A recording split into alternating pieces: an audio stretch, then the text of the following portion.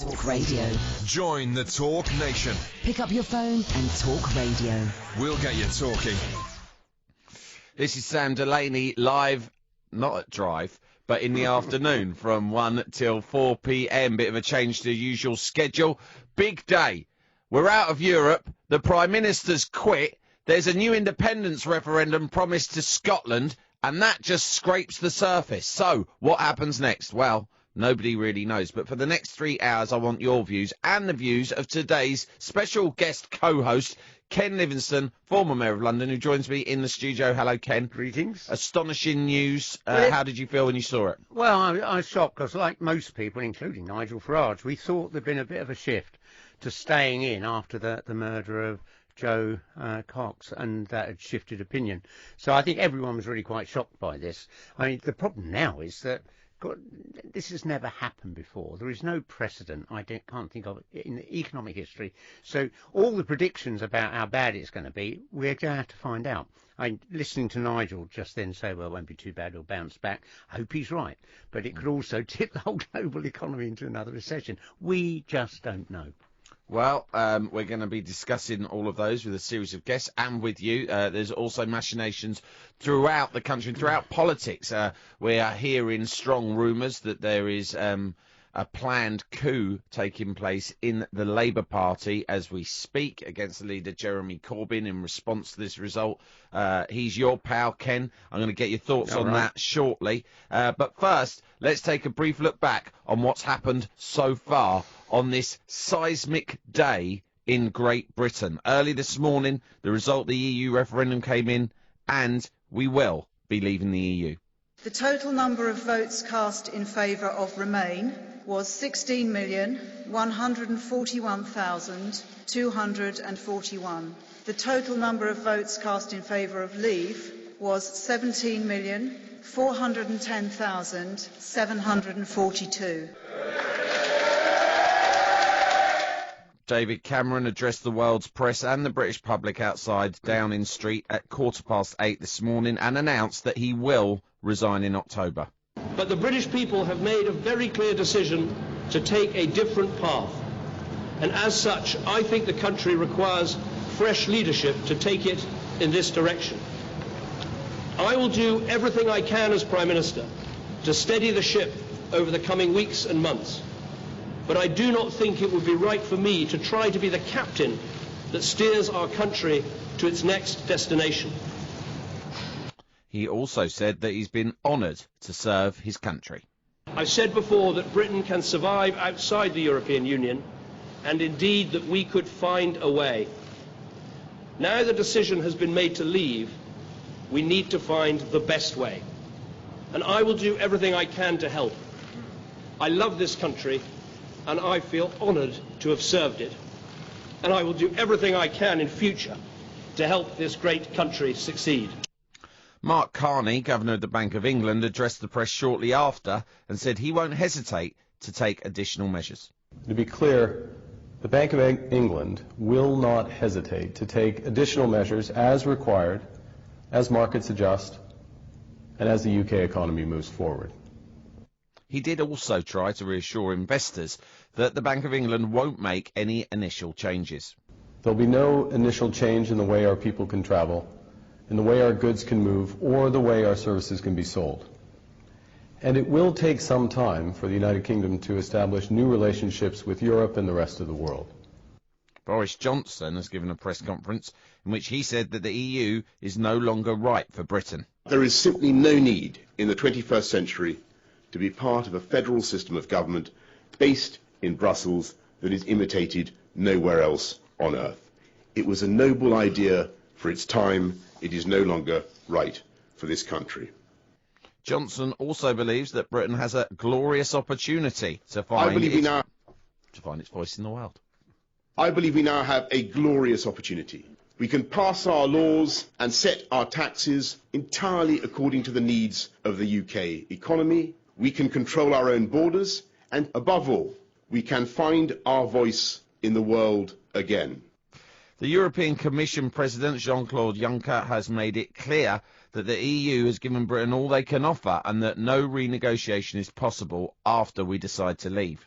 He got the maximum he could receive, and we gave the maximum we could give, so there will be no kind of renegotiation.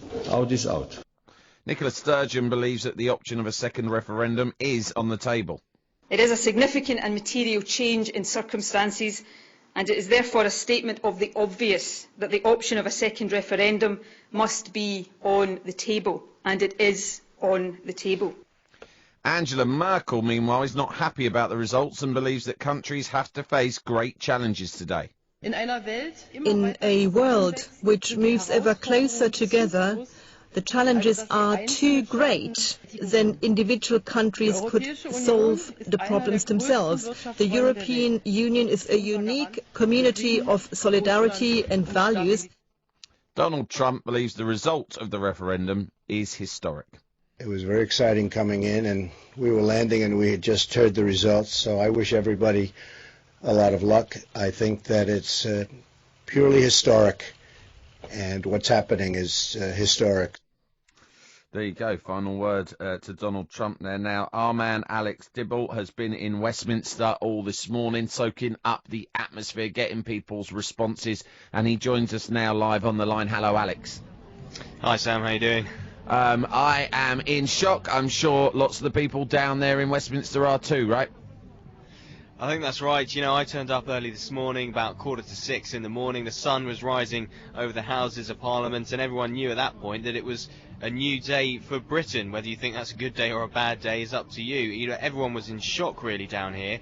There were some UKIP people who hadn't slept, who were absolutely knackered, but at the same time looked like children on Christmas Day, bouncing around, smiles on their faces, remarkable. They were very willing to talk to me, very willing to talk to everyone.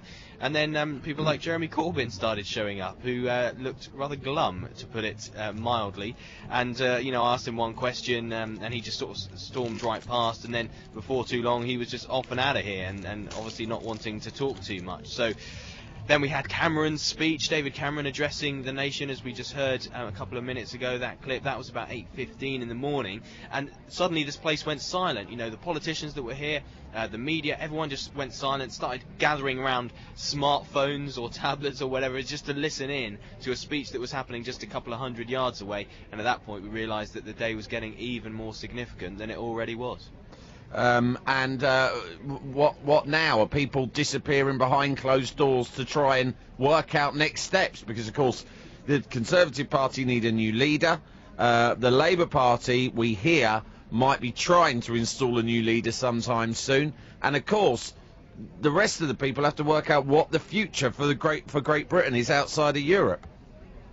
I think that's right, and when I was speaking to senior politicians down here this morning, I spoke to Peter Mandelson, and he addressed the media as well. A little clip of him during Toby's news, just suggesting that the people just either haven't listened to Corbyn, or they have, and they just didn't know what he was saying, and that paints a bleak picture of the leader of the Labour Party, and people who may well have wanted to oust Jeremy Corbyn now have a perfect opportunity. Peter Mandelson was talking about how the disarray amongst the Conservatives at the moment, the split in that party, leaves an open goal for Labour in the next general election, and they need someone, as he put it, a striker who can put the political ball into that open goal, and that looks like what's happening at the moment.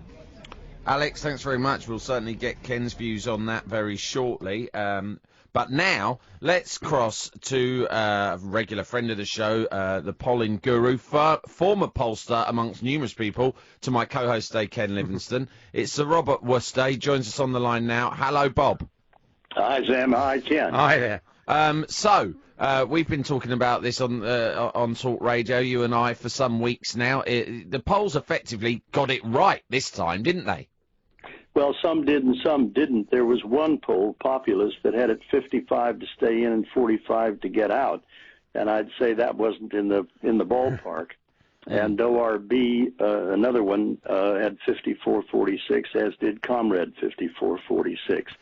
I guess what we didn't see, and what you yourself and a lot of other pollsters had suggested would be the case, is that the traditional last-minute swing towards the status quo. In fact, what we saw seemingly is the reverse. Exactly so.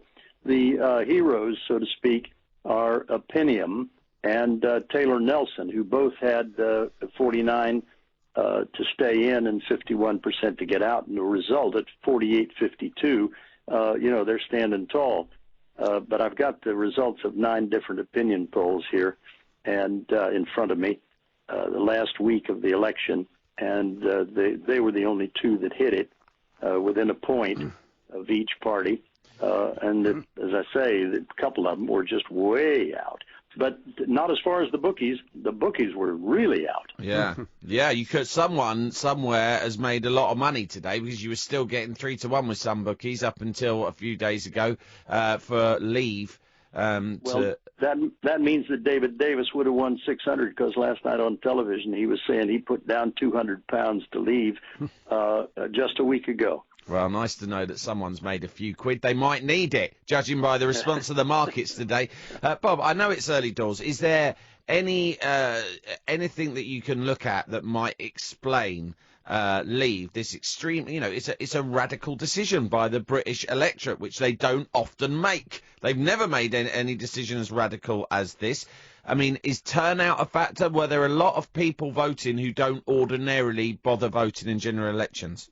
The turnout was phenomenal, 72%. Why, I was thinking it might be around 65%, which it was in 1975. And the turnout was just substantially larger. And particularly, I thought it was, to sum it up, a poke in the eye with a sharp stick. I think one thing that struck me throughout the campaign was people who were voting to Leave were absolutely passionate. They would have crawled on their hands and knees to vote. The people that wanted to stay in, like Jeremy, like myself, had all these qualifications about there's a lot wrong with the EU, we've got a lot to change it, and that doesn't inspire in the way that getting out and running your own country does.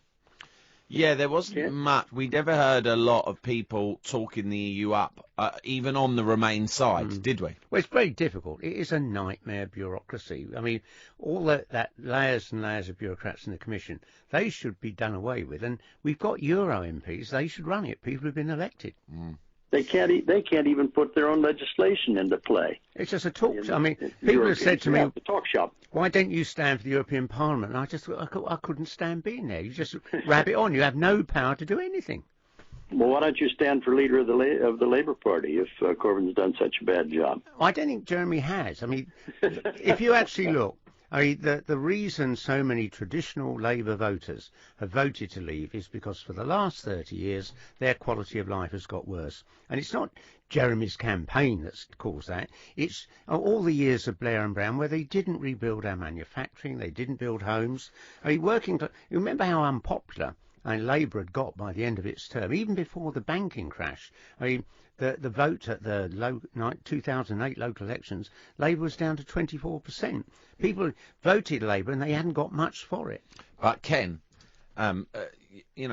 what the Labour Party needed, if they're going to ever win back those kind of working class voters who they've seemingly now lost for a generation at least, is someone who can inspire those people who were traditionally Labour's demographic into thinking, yes, we've got a solution. We have got a convincing and compelling solution to make your lives better again. And that's what Jeremy Corbyn failed to do. And as a result, ushered them into the arms of UKIP. No, I mean, the simple fact, he does have an alternative. Actually, it's an economy based on a big increase in investment, a fairer tax system, going, to rebuild the manufacturing base. I mean, in Germany, their manufacturing is twice the size of ours. They export 5 times what we do to China.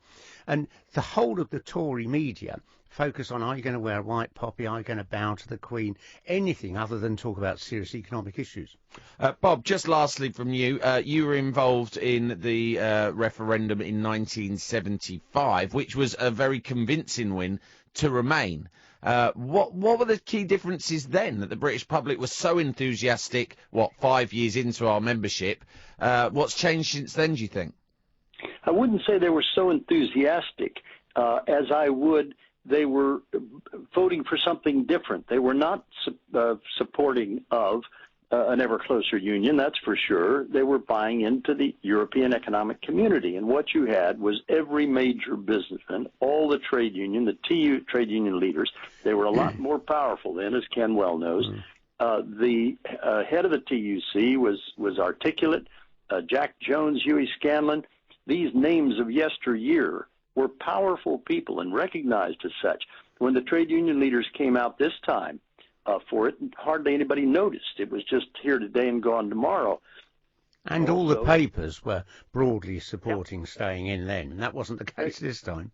Absolutely, not broadly. They were all in favor of except Tribune. The only one, the Communist Party newspaper, was the one odd man out, along with the Spectator at the other end of the spectrum. So they were the outliers. Everybody else was saying, hang in there.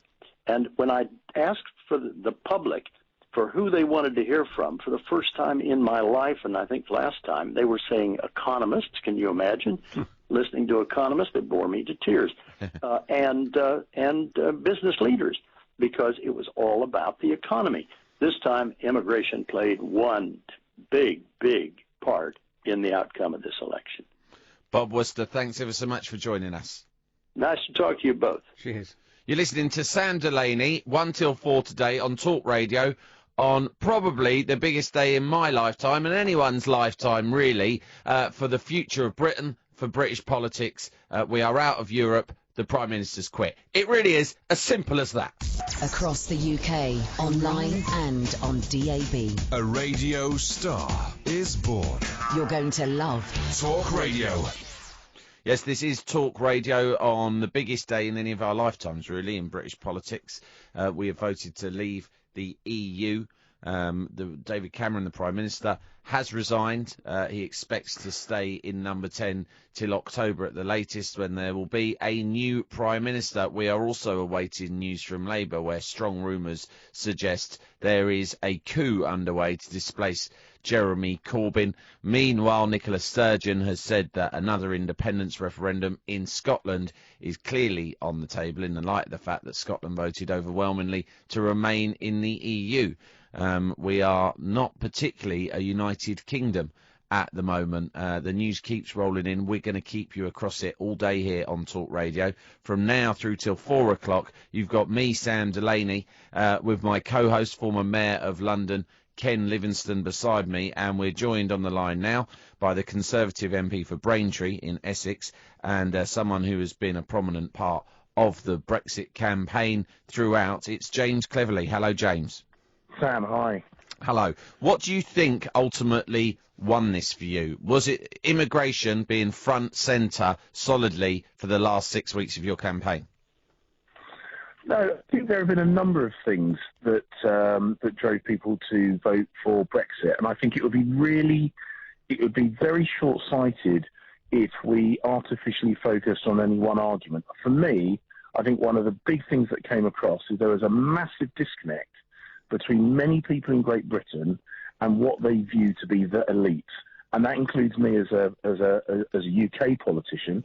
I think it was particularly aimed at the European Union, but also the attitude of the host of, very important, people with titles from the IMF and that kind of stuff, all telling people what to think and what to do. And I think what we saw from this Brexit was a collective two fingers up at what a lot of people view as an elite that just doesn't talk their same language. So when business leaders came out in support of Remain, and like you say, Mark Carney and various academics, were you sat there thinking, in actual fact, this is playing into our hands here?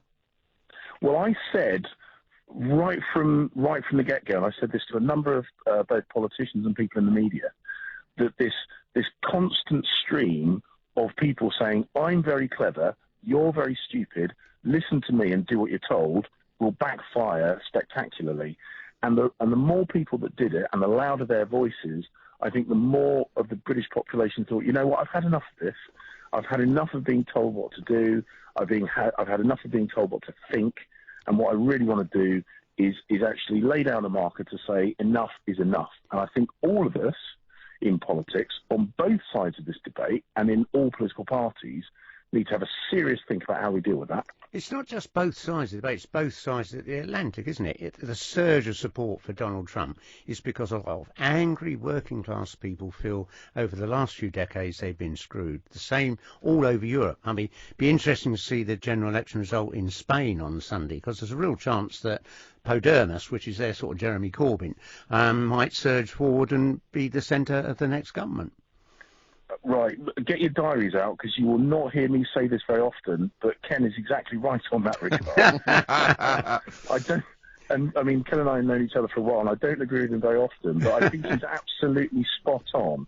And the really interesting thing is we are seeing this kind of scared, angry, anti-establishment vote splitting both left and right. So we're seeing Donald Trump getting a lot of support. We're also seeing Bernie Sanders getting a lot of support. In continental Europe, we're seeing far-right parties and far-left parties. Now, these different political parties don't share much of a common agenda, but what they do say is the way it's happened up until now is not working, and we're going to do something about it. Now, whether they are able to or not, that's a different subject, but you can see a lot of people saying, you know what, all you guys in suits saying the same thing, we're not interested anymore. James Cleverly, I suppose I've got to say congratulations. You worked hard and you've got the result you wanted. I got half the result I wanted. What I wanted was for us to leave the EU and for David Cameron to stay on as Prime Minister. I'm very, very sad and disappointed that he felt the need to stand down. He delivered on his promises, and I know that's a weird thing to say for someone who's campaigned on the other side of the argument for the last few months. But he promised the Conservative Party a general election win, and he delivered that. He promised the country a referendum, and he delivered that. And I'm really sad that he felt he wasn't able to stay on, because I, for one, as I say, despite campaigning against him, was very, very keen for him to stick around. We've got to go to the news, but just tell me briefly, who do you want to be your new Prime Minister, your new leader? No, I think I'm not going to go down that particular rabbit hole. We need to have a serious think about some of the things we just discussed, about the disillusionment in British politics and in global politics. You have to have a proper... Someone's got to be the leader. You haven't got long. Yeah. If you want to connect with ordinary people, go for David Davis. I mean, he comes over as a regular guy. He's not one of this little elite, didn't go to Eton. He's just somebody I think would be your most powerful potential leader. Ken, I love you like a brother I never had. But I'm naturally a bit cautious taking advice from you on who our next leader is going to be. You're not going to agree with Ken twice in one day, are you? No, twice in one day would freak all of us out. Okay, James, thanks very much for your time. Cheers, mate. James Cleverly, MP, happy man today. He's a Brexiter. Still loads more to come here with Sam Delaney and Ken Livingstone live on Talk Radio on the biggest day in any of our lives in British politics. Here's Toby Gillis with the news. Talk Radio. Thank you, Sam. Good afternoon. The UK has voted to leave the European Union, and the political fallout is expanding by the minute. The 52 to 48% outcome in favour of Brexit has prompted the resignation of the Prime Minister, a vote of no confidence in the Labour leader, a promise of a second Scottish independence poll, one of the biggest falls in the history of the FTSE 100, and a 31-year low for the pound against the dollar. David Cameron visited Buckingham Palace to inform the Queen of his decision to quit the role earlier.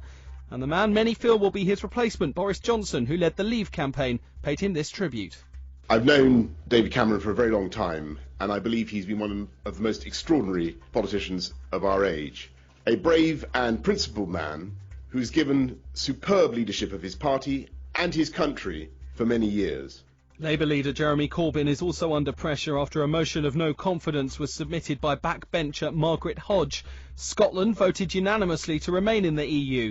Scottish First Minister Nicola Sturgeon says that, coupled with the overall result, should trigger another independence referendum. It is a significant and material change in circumstances, and it is therefore a statement of the obvious that the option of a second referendum must be on the table, and it is on the table. Northern Ireland also opted overwhelmingly for Remain, which has prompted Sinn Féin to suggest a vote on removing the Irish border, though Northern Ireland Secretary Theresa Villiers says she doesn't believe there's widespread support for that. And on the markets, the FTSE 100 saw more than £120 billion wiped off its value in the first few minutes of trading this morning. It was one of the biggest falls in the index's 32-year history and came after the pound hit a 31-year low against the US dollar overnight. And to your weather, some thundery showers across northern, western and central parts. Largely dry elsewhere, warm in any sunshine, with highs of 22 Celsius. This is Talk Radio. I'm Sam Delaney with you 1 till 4 today. Yasmin Khan will, as usual, be doing Drive 4 till 7. I'm joined by our special guest co-host, Ken Livingstone, and we are responding to the biggest day, I would say. I was going to say one of the biggest days, but, I mean, even in your long political career, there's never been a more seismic day than this, has there, for British politics? No, when we had the last referendum, it's interesting. We had the last referendum, I voted to leave, but we stayed in. This time I voted to stay and we voted to leave. I always get it wrong on these referendums. But no, this is a huge shift. I mean, if Nigel Farage is right, and it's a bit of pain in the short term and settles down, they'll be fine. But I do think the whole global economy is so fragile at the moment that this could be the panic in the markets could tip us over. So, and we won't know. I mean, there's no point people predicting. I mean, I always think the mistake of this campaign was not to look at the past. Look at our exports to Germany. Until we joined the EU, they were cut by half. Since we did join, they've gone up by over half. I mean, they've virtually doubled. So, I mean, literally, you trade with your neighbours. I mean, you do a bit of trade on the other side of the planet. But frankly, there's not much we can send to China. They can't produce more cheaply because they pay their workers less than we do. Okay, speaking of our neighbours, let's speak to someone who is living over with one of our neighbours at the moment. Anthony Shaw is a 22-year-old Brit who lives in Sweden. Let's get his perspective as someone who has obviously made the most of freedom of movement on the continent. Hello, Anthony. Hi there, Sam. Did you vote in this referendum?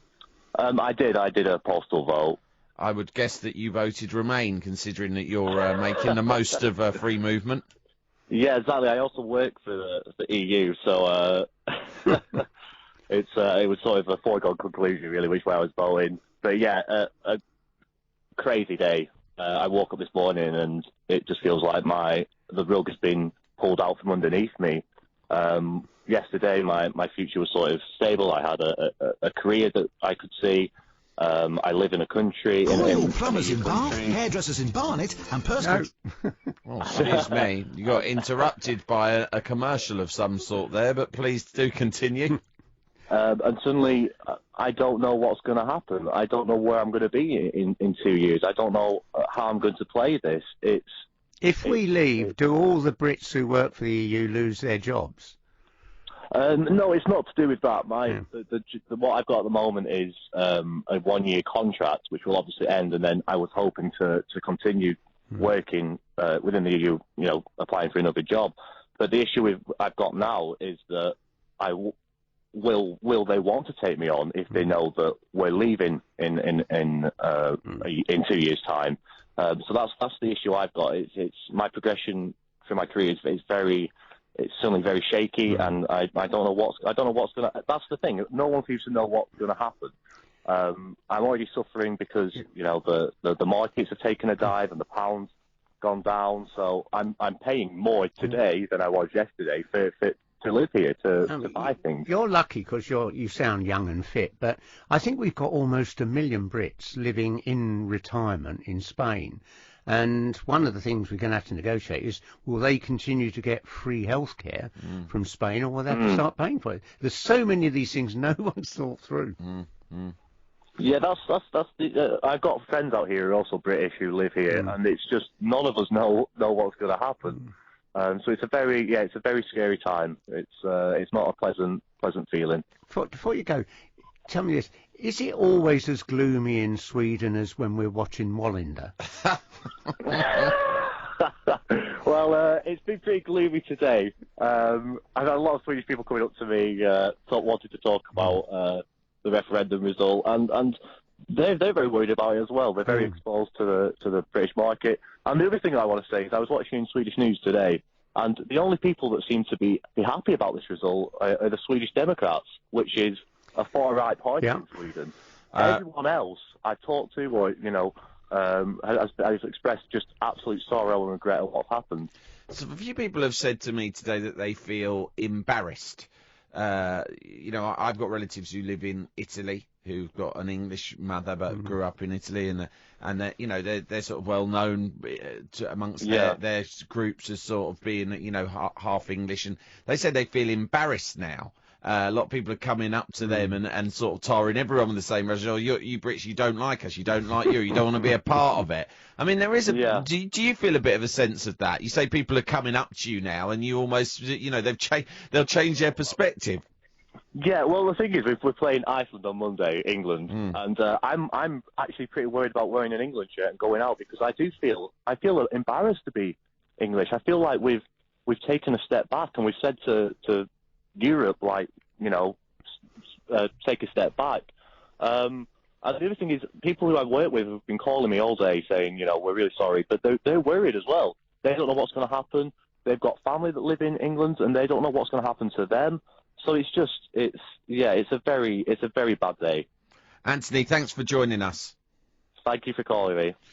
We would love to hear your views, of course, today on this seismic day in British history. 0844 499 1000 is the number if you'd like to call and chat to Ken and ask him any questions. You can also text, talk and your message to 87222. Tweet me at Delaney Man or at Talk Radio. Okay, this is Talk Radio with Sam Delaney until 4 o'clock with my special co-host Ken Livingstone, responding to a day where shocking, astonishing and seismic news stories just keep on going. We have voted as a nation to leave the European Union. At 8:15 this morning, the Prime Minister David Cameron announced he would be quitting Downing Street. There will be a new Prime Minister in situ by October. Nicola Sturgeon calling for a new referendum on independence in Scotland. Meanwhile, strong rumours from the Labour Party, many of whom have gone to ground right now, tellingly, plotting for an imminent coup against their leader, Jeremy Corbyn. Thank you for all of your tweets. NC Matheson has said, I'm embarrassed as F, Sam. I'm Scottish. I can only imagine the hellish fusion of shame and gloom Remainers in England are feeling. Well, of course, Scotland pretty overwhelmingly did vote to remain in the EU, which is precisely why Nicola Sturgeon thinks they're justified now in calling for a second independence election. So if you think that things are changing now, I mean, we could be looking at the Union breaking up as well in the year or two ahead of us. Let's speak now to Sebastian Payne, who's a political journalist at the Financial Times, about the response of the markets to all this. Hello, Sebastian. Good afternoon. Thanks for joining us. Now, there are those who'll say that it's just the uncertainty right now that is causing this disruption in the markets, and once the next steps become clear, things will settle back down again. Do you buy that?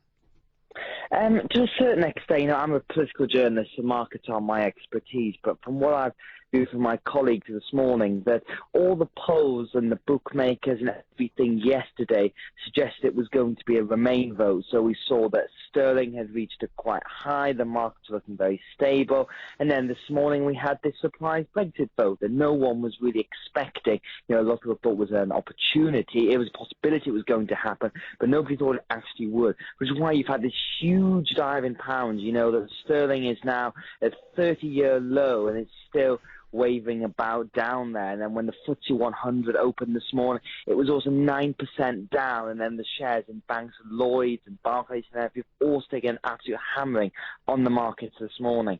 So it's a really uncertain situation, but this was always to be expected. This is peak uncertainty right now. It can only really go one way up now. The markets know, the businesses know, the world knows we have voted to leave the EU. That is some certainty that has at least been missing over the past few weeks. Therefore, do you think when David Cameron says that he would expect there to be a new Prime Minister by October, in a sense, now we know he's going, the sooner he is replaced by a new leader who can outline a definite vision of the next steps in this new dawn for Britain, the better? Yes, I broadly agree with that obviously the Prime Minister will stay in situ until there's a replacement. It's his constitutional duty to do that.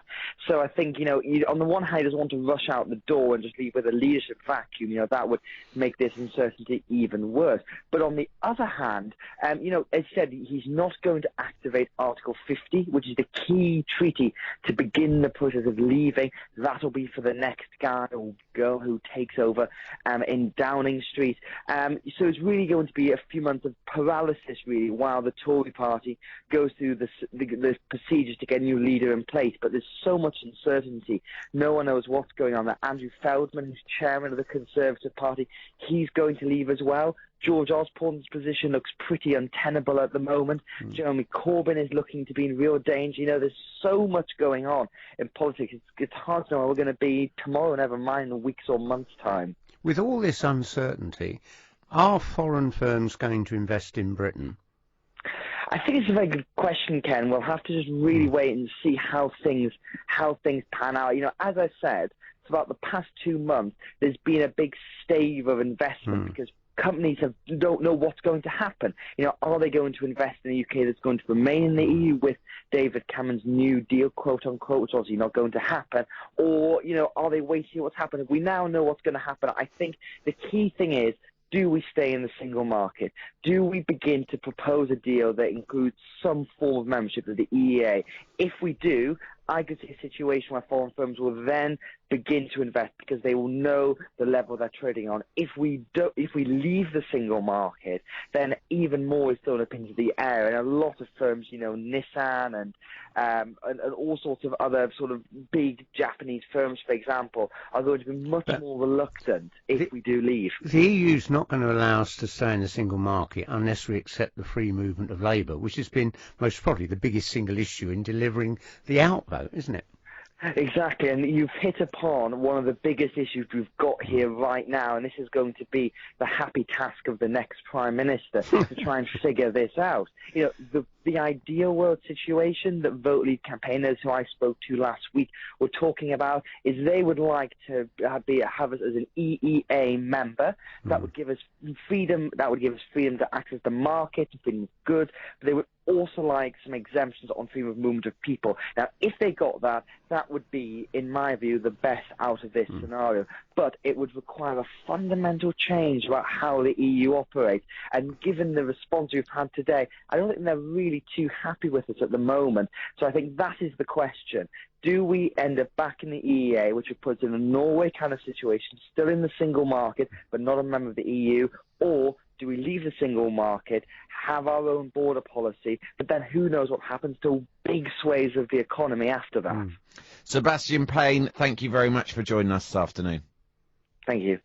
That's Sebastian Payne, who is from the Financial Times, with his response. We would love to hear from you also with your responses to all of today's stories, and also any questions you might have for Ken Livingstone, who is my co-host today through till 4 o'clock. The number is 0844 499 1000. You can also text talk in your message to 87222. Email via the website, talkradio.co.uk. Or tweet us at Talk Radio or me at Delaney Man. Let's get the view now of one of our leading political columnists and bloggers. It's Susie Boniface, a.k.a. Fleet Street Fox, joins us on the line. Hello, Susie. Good afternoon. Thanks for joining us. Now, let's get your perspective on the Labour Party here. You, of course, are a close follower of Labour Party politics. We hear there is a coup in the offing. How much blame do you think people can point at Jeremy Corbyn for this result? Quite a lot. He's fired, I think. It doesn't really matter whether he is responsible for this or not. The fact is it's going to be used as an excuse to get rid of him, and that's probably a good thing for the Labour Party in getting elected. You know, the fact is that voters ignored him, pretty much, and also, he showed that he wasn't really able to stand by his own deeply held principles, his own convictions about the EU, which was, frankly, the only reason he was elected and made leader in the first place. It's one of the many silver linings of this. Although there are lots of people who are a bit depressed about what's happened today, you know, half the country thought one thing and half the country thought another. There are some things to be glad of about this. You know, apparently there are going to be no more unemployed people in Britain because they're all going to be working in the fields picking lettuces. And strawberries. A lot of people who I spoke to were very keen on the idea that the day after Brexit, strawberries would begin to grow on hedgerows all over again. So that's a nice thing. But look, exactly. And Nigel Farage is redundant now as well. He's going to probably have a pay cut of about half of what it was in order to be in the House of Lords rather than in the rather than the European Parliament. And he's going to be under a lot more scrutiny. So. Although you're blaming Jeremy, I tell you, last year in the general election, I worked in a lot of Tory marginal seats. Lots of traditional Labour voters, mainly working class, were saying, what did the last Labour government do for me? Now, I think that's what contributed to Ed Miliband's losing last year, but also this year. People, they just see this small elite that gets richer and richer. No difference between Tony Blair and David Cameron and all that lot. At least in Jeremy Corbyn, like David Davis, they see a regular guy who's actually concerned about ordinary people. But if they believe that, wouldn't Everyone they have... ignored Jeremy. Yeah, exactly. Jeremy didn't win anything in this vote. You can't possibly sit there and say that this is Tony Blair's fault. Oh, you can, because we didn't create good jobs. So when are you off? We didn't create good jobs. We didn't build housing. I mean, working class people's quality of life declined really over the last 35 years, just like it has all over Europe and America. I mean, we've had a change in our economy since Reagan and Thatcher, and it's all gone to the super rich. Jeremy is saying those people are going to have to start paying their fair share of tax. He speaks up for ordinary people. And no one voted along with what he wanted them to, so he failed. So he can't do a very good job. And when are you off? Because you said you were leaving the country if we voted to leave the EU. No, I was joking. I said I'd leave if we had Boris Johnson as Prime Minister. Well, you've got about 5 minutes before that happens. So don't bank on that, because I think there's an awful lot of Tories really worry whether Boris is genuinely a Tory or just there because he likes being a public figure. I mean, Michael Gove has an agenda. That's scary. They want an ideologue. They want their new Thatcher. They don't want a sort of Tory version of Tony Blair, you know, Mr. Charm and Smarm. Well, Labour needs a new winner. That's what Corbyn isn't. And they need to have someone who can win an election. It doesn't matter if it's a referendum or a general election or anything. They just need a winner in charge of it. And there's going to be a civil war in both main parties now. The Tories have had 10 years in power to get a bit stale. Labour's had 10 years sitting there having a nice sit down, a relaxing cup of tea and picking over the fluff in its own navel. Perhaps that's enough to actually reinvigorate itself rather than chewing off its own leg. And I know Ken will quite like them to. Susie, you have an ear to the ground in the Labour movement. Is this coup happening this afternoon? Who's going to be put as the front man of it? Who do you think should be the next leader? I have no idea, but I would like the next leader to be someone who's going to bloody well win, because that's about the only thing we can possibly hope for. I don't really care who it is. Do they have someone like that in their ranks right now? They probably do. I mean, the one thing that was kind of a surprise to me, for example, when Jo Cox was killed, was all the eulogies and all the stuff that she'd been doing, and we hadn't heard about her. Mm-hmm. You know, I hadn't heard about her, and I take a reasonable interest in what's happening politically, perhaps more than the average Joe in the street. And I think that's just a damn shame that someone who was doing so much what seemed to be good work and you know, getting plaudits across parties and so on, was not someone that was recognised. And if there's someone like that in the back of the party that we can't currently name, then, you know, someone like that, someone of that calibre is exactly what we would need. You're looking for a hero to emerge, aren't you? Well, that would be nice. We're going to have a lot of problems to deal with in the next sort of few days and weeks and months and years. We're going to have to deal with Gibraltar, Spain launching a new armada against us, the Argentinians that want to start having a little chat about the Falkland Islands. You know, Scotland's going to go off on its own. Ramsay Nesbitt's going to get all the girls. Ireland's probably going to reunite. And England's going to be left on its own, and the only place we can go on holiday will be Margate because of the extortionate roaming charges in Europe. So we're going to have to pull together. This is the thing that we need to try to concentrate on, and something that perhaps Ken isn't quite so good at thinking about, as history would show, is that we have to pull together. We have to be united. It doesn't matter whether who was right or who was wrong, or which half of the country you are in terms of who won this argument for you or not. The fact is, this is what we've got. This is where we are. We have to find a way to actually unite and get through it and make the best of it, whatever that may be. You know, it's entirely likely that we've put our head in the blender perhaps here, but we have to try to, you know, grow a new head and be better in the future. And if it gets to the point where half of the country is arguing and furious with the other, or people decide to up sticks and emigrate to Australia, or Labour decides to have another bloody internecine civil war that doesn't leave us anywhere, then that's not going to be beneficial in the long run. We have to actually unite. How did you vote and why? I voted to remain, principally because I thought that was the most sensible thing when I looked at how immigration worked and the factors in the economy and everything else, but also because I genuinely believed that if we voted to Brexit, then there'd be Frexit and Grexit and Italy and Brexit and everything else, and the EU would collapse, and that would probably mean a rise of the far right across Europe, which I didn't really fancy seeing.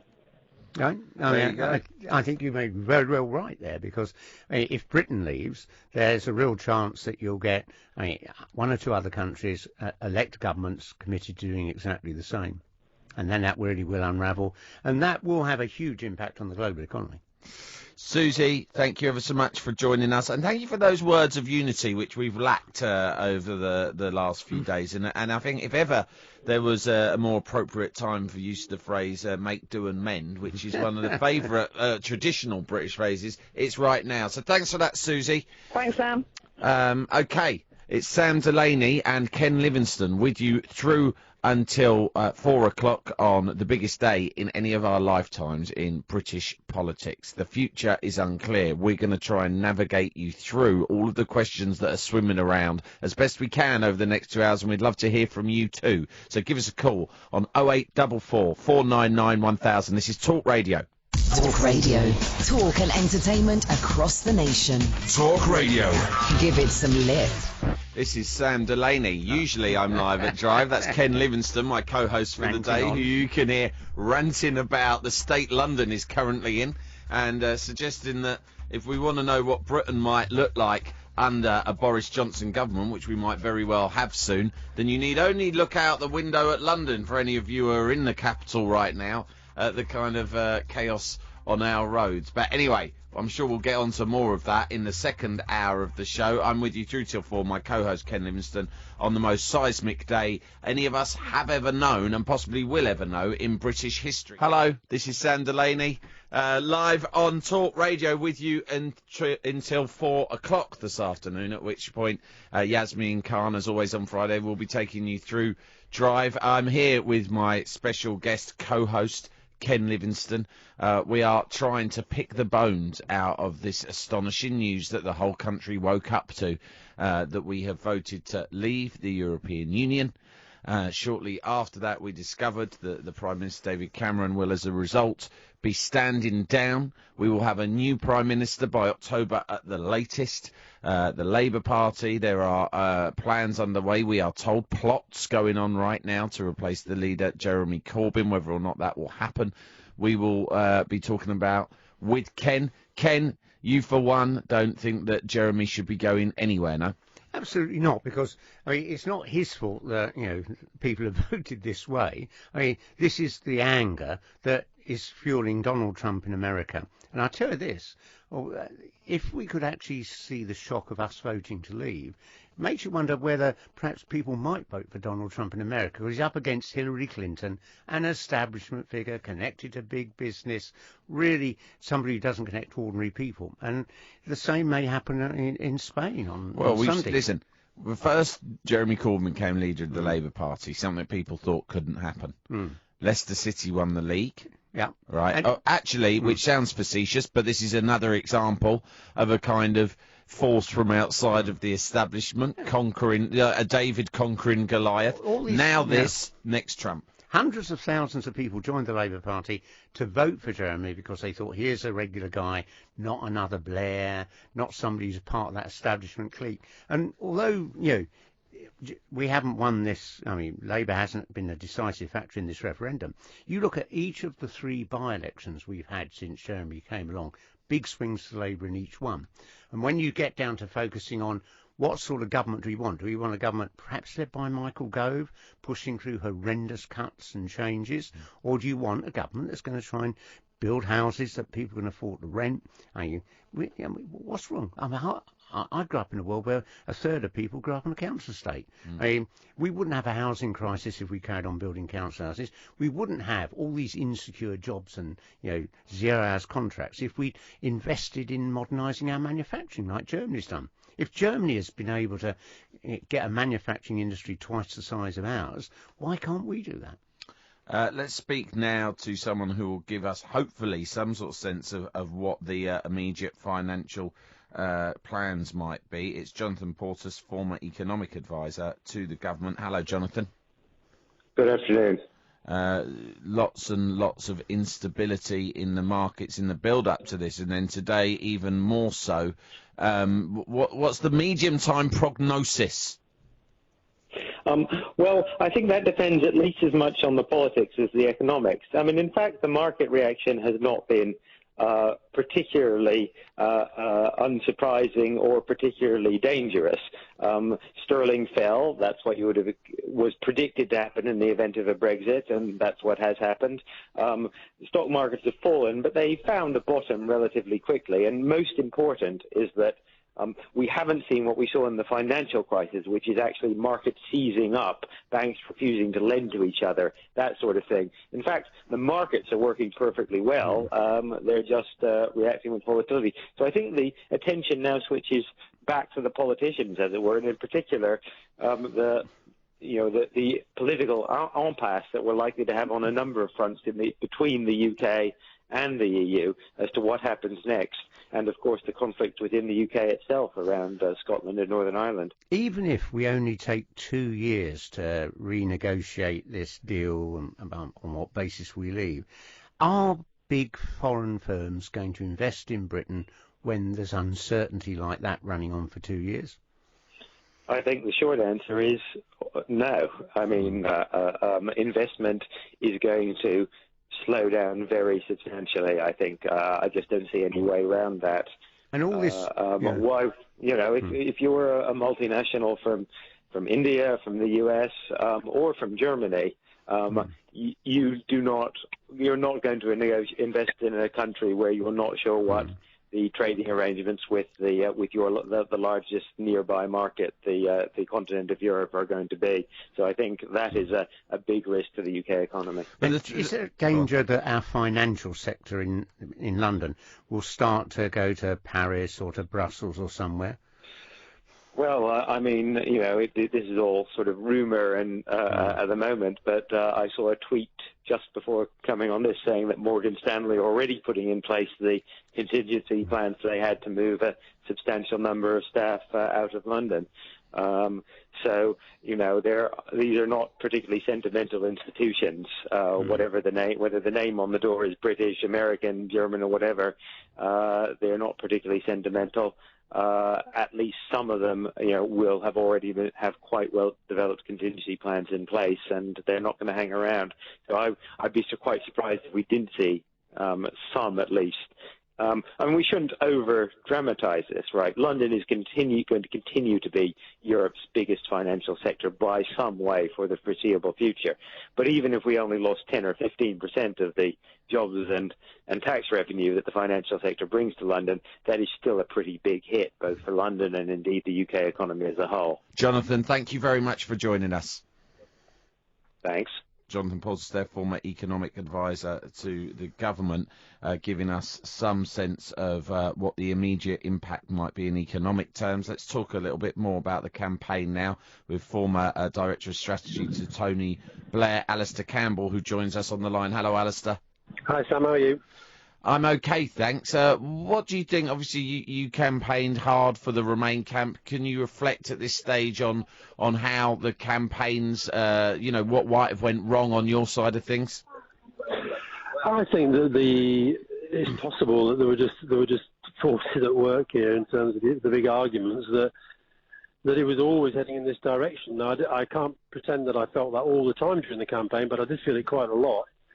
And I actually felt in the last few days that it was slipping away, and I think that what happened in a way was that the Remain camp really hit the economic risk argument.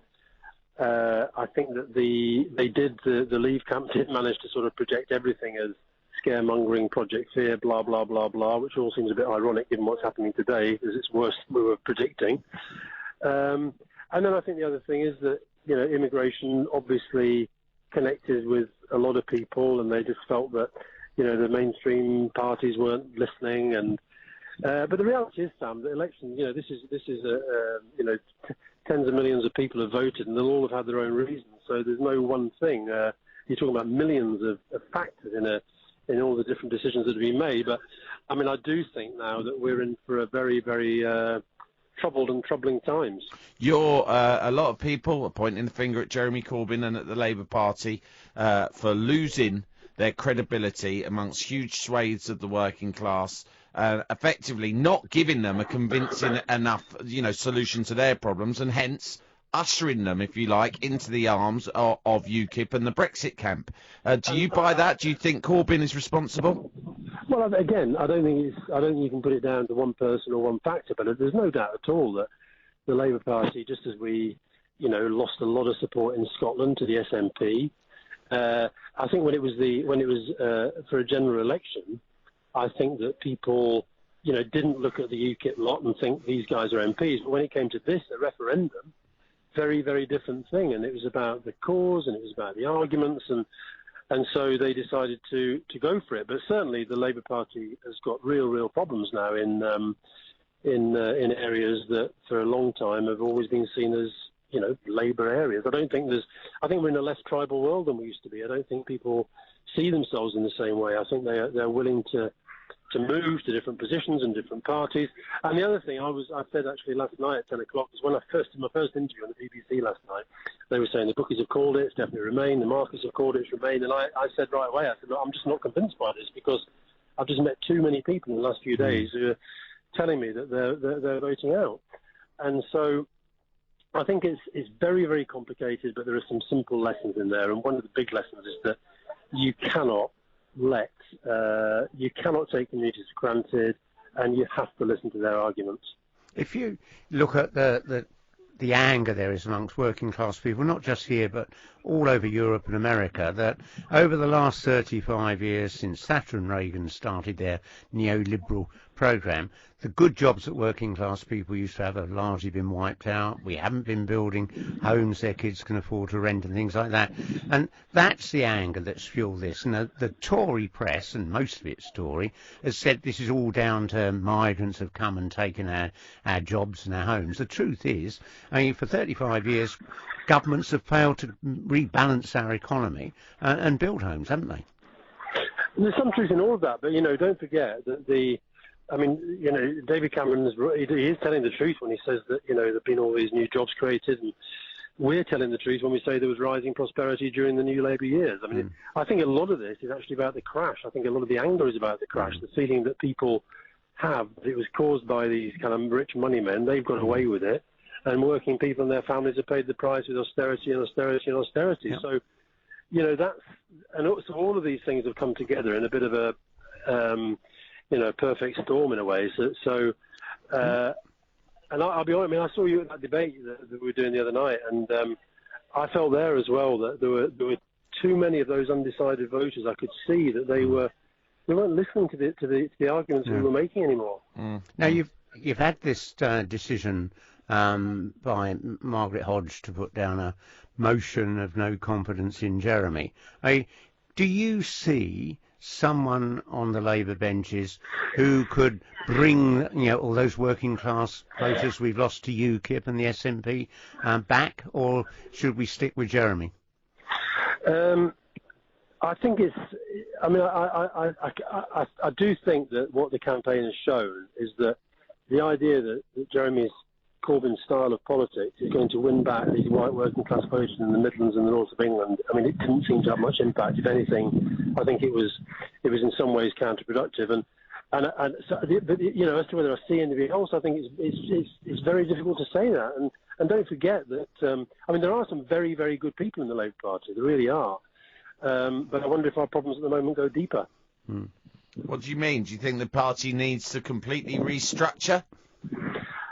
I don't know. At the moment, I don't quite know what I mean, to be honest. I think it's very, I think we're going to have to have a lot of pretty cool-headed thinking. But, we're in a mess. The government's in a mess and we're in a mess. And I just think it's going to take a lot, it's going to take a little while for all this to shake down. But I think there's definitely a lot of anger in the Parliamentary Labour Party, and yet that Jeremy does still have a lot of support amongst these new members. But I think, to be honest, even some of them have been saying to me, look, this is not working. The PLP, we're told there is an advanced plot underway as we speak. Alistair, you must know. Will there be a challenge within the next few days? I don't know, to be honest. I really don't know. I think there's lots of people, would probably like that to happen, but you have to think through to the end. Would he get back on the ballot? Would he win? I just don't know. I really don't know. And actually, I'm not as close to the manoeuvring as you might imagine. Alistair, thanks ever so much for joining us. All the best. Bye.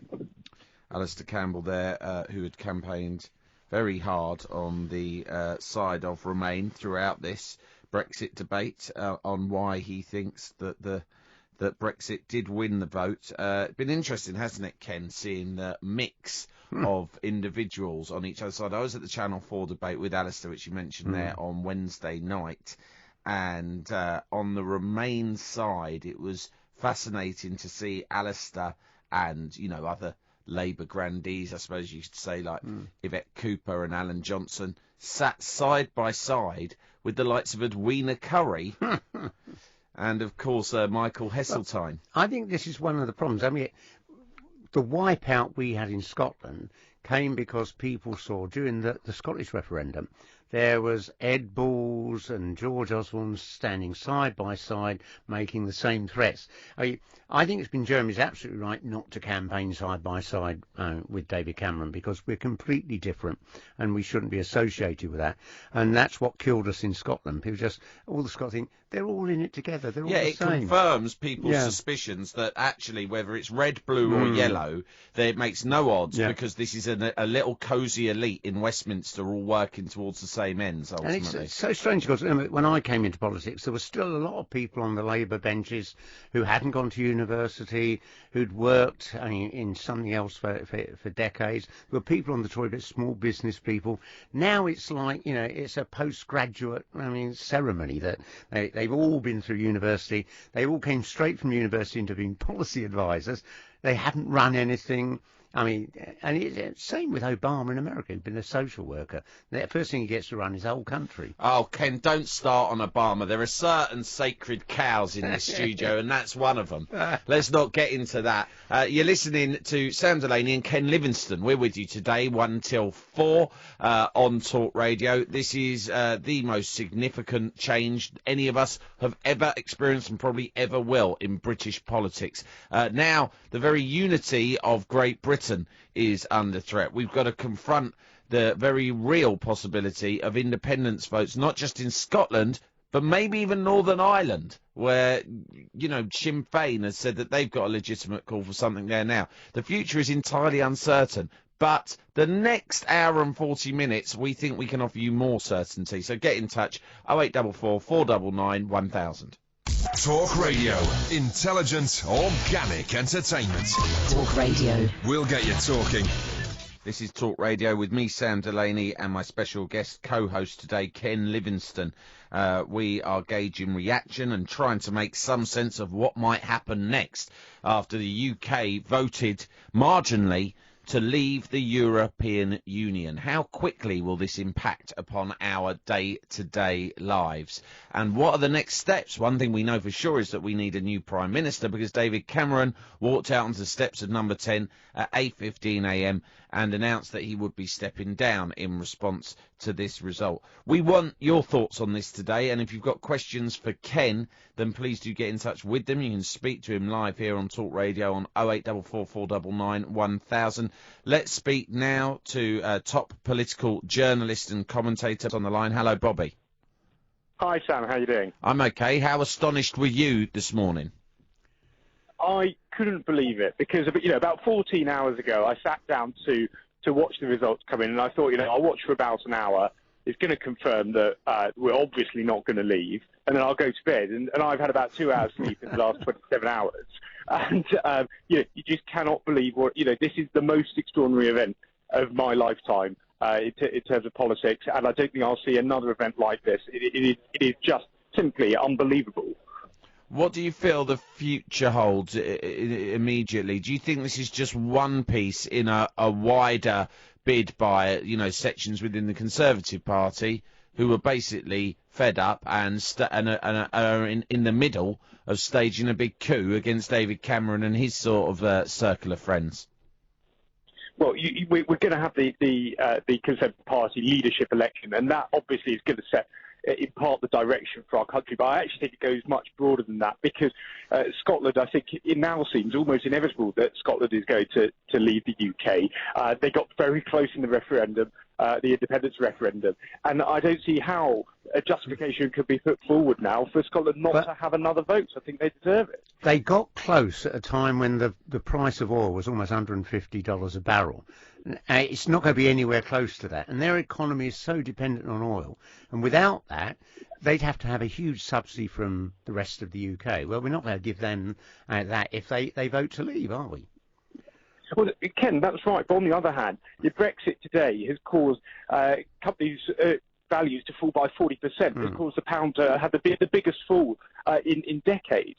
So I'm not sure when it's coming to a sense of sovereignty and democracy and referendums, we're necessarily getting the rationality that you might expect, and certainly not the economic rationality, because anyone looking at what's happening on the markets today, and I think the markets are just the start of it. That's just the initial shock.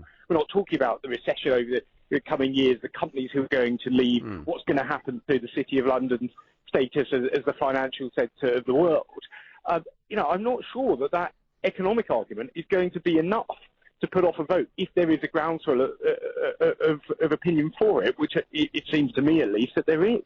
Bobby, will you indulge, Bobby and Ken, indulge me briefly in a mild conspiracy theory, which has got some traction, even from a few legitimate news sources online.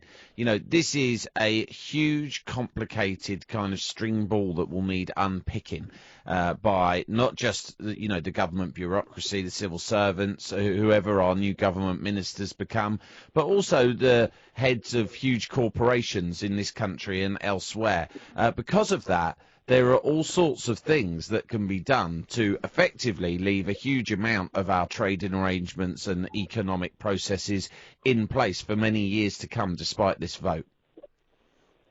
What I'm saying is, not much necessarily will change. People can easily stand in the way of it if there's a few quid in it for them. Well, I think that's right. I mean, one thing to bear in mind, obviously, as we were talking about before, the markets are going mad. But you know what? There aren't zombies on the streets. Water's still coming out of the taps. The country hasn't collapsed. And ultimately, I think, it will calm down a bit. And then there's going to be this long process of negotiation. And I have to say, I'm a little bit sceptical about this idea that Britain is going to be made an example of, and that therefore everything is just going to implode, because if you look at what happened on the German stock market this morning, it was pretty bad for them as well. So I think they do need, obviously, to keep us on side, and I think that means that that's the key period. We're going to have probably about 2 years and 3 months, so about 3 months before we invoke Article 50 to officially withdraw from the EU, and then the 2-year negotiation period. And I'm sure over that period, that's the key time. And inevitably, there will be quite significant steps taken. So I think not everything's going to change. I was travelling this morning and I went through the passport control for EU passports. I can't see it being that different, but I can't travel to other countries as freely. I think that's one example of the sort of things that aren't going to change. But what does change, though, is the way in which the world perceives us and the way in which we interact with the world. And that will be fundamentally different. Bobby, last time I spoke to you, you were out in Greece. You still there now? Or are you back home?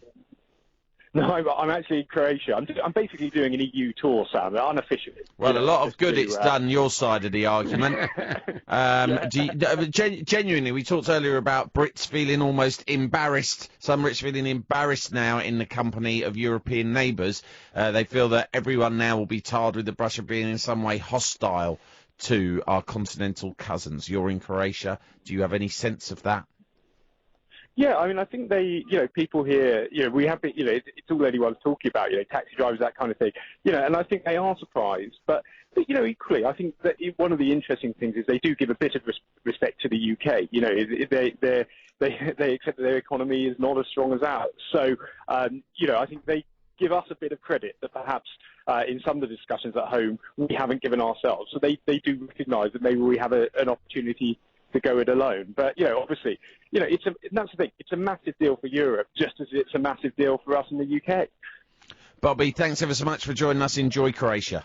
We haven't had an analysis of this result yet, of course, in any great detail, but there was a huge turnout and a strong sense all the way through the campaign that there was a large number of working class voters all over England in particular who were drawn to some of the arguments and messages coming out of the Leave campaign. A lot of people now turning and looking at the Labour Party and its leadership and saying, those were the kind of voters who were traditionally the very, heartland of the Labour Party support.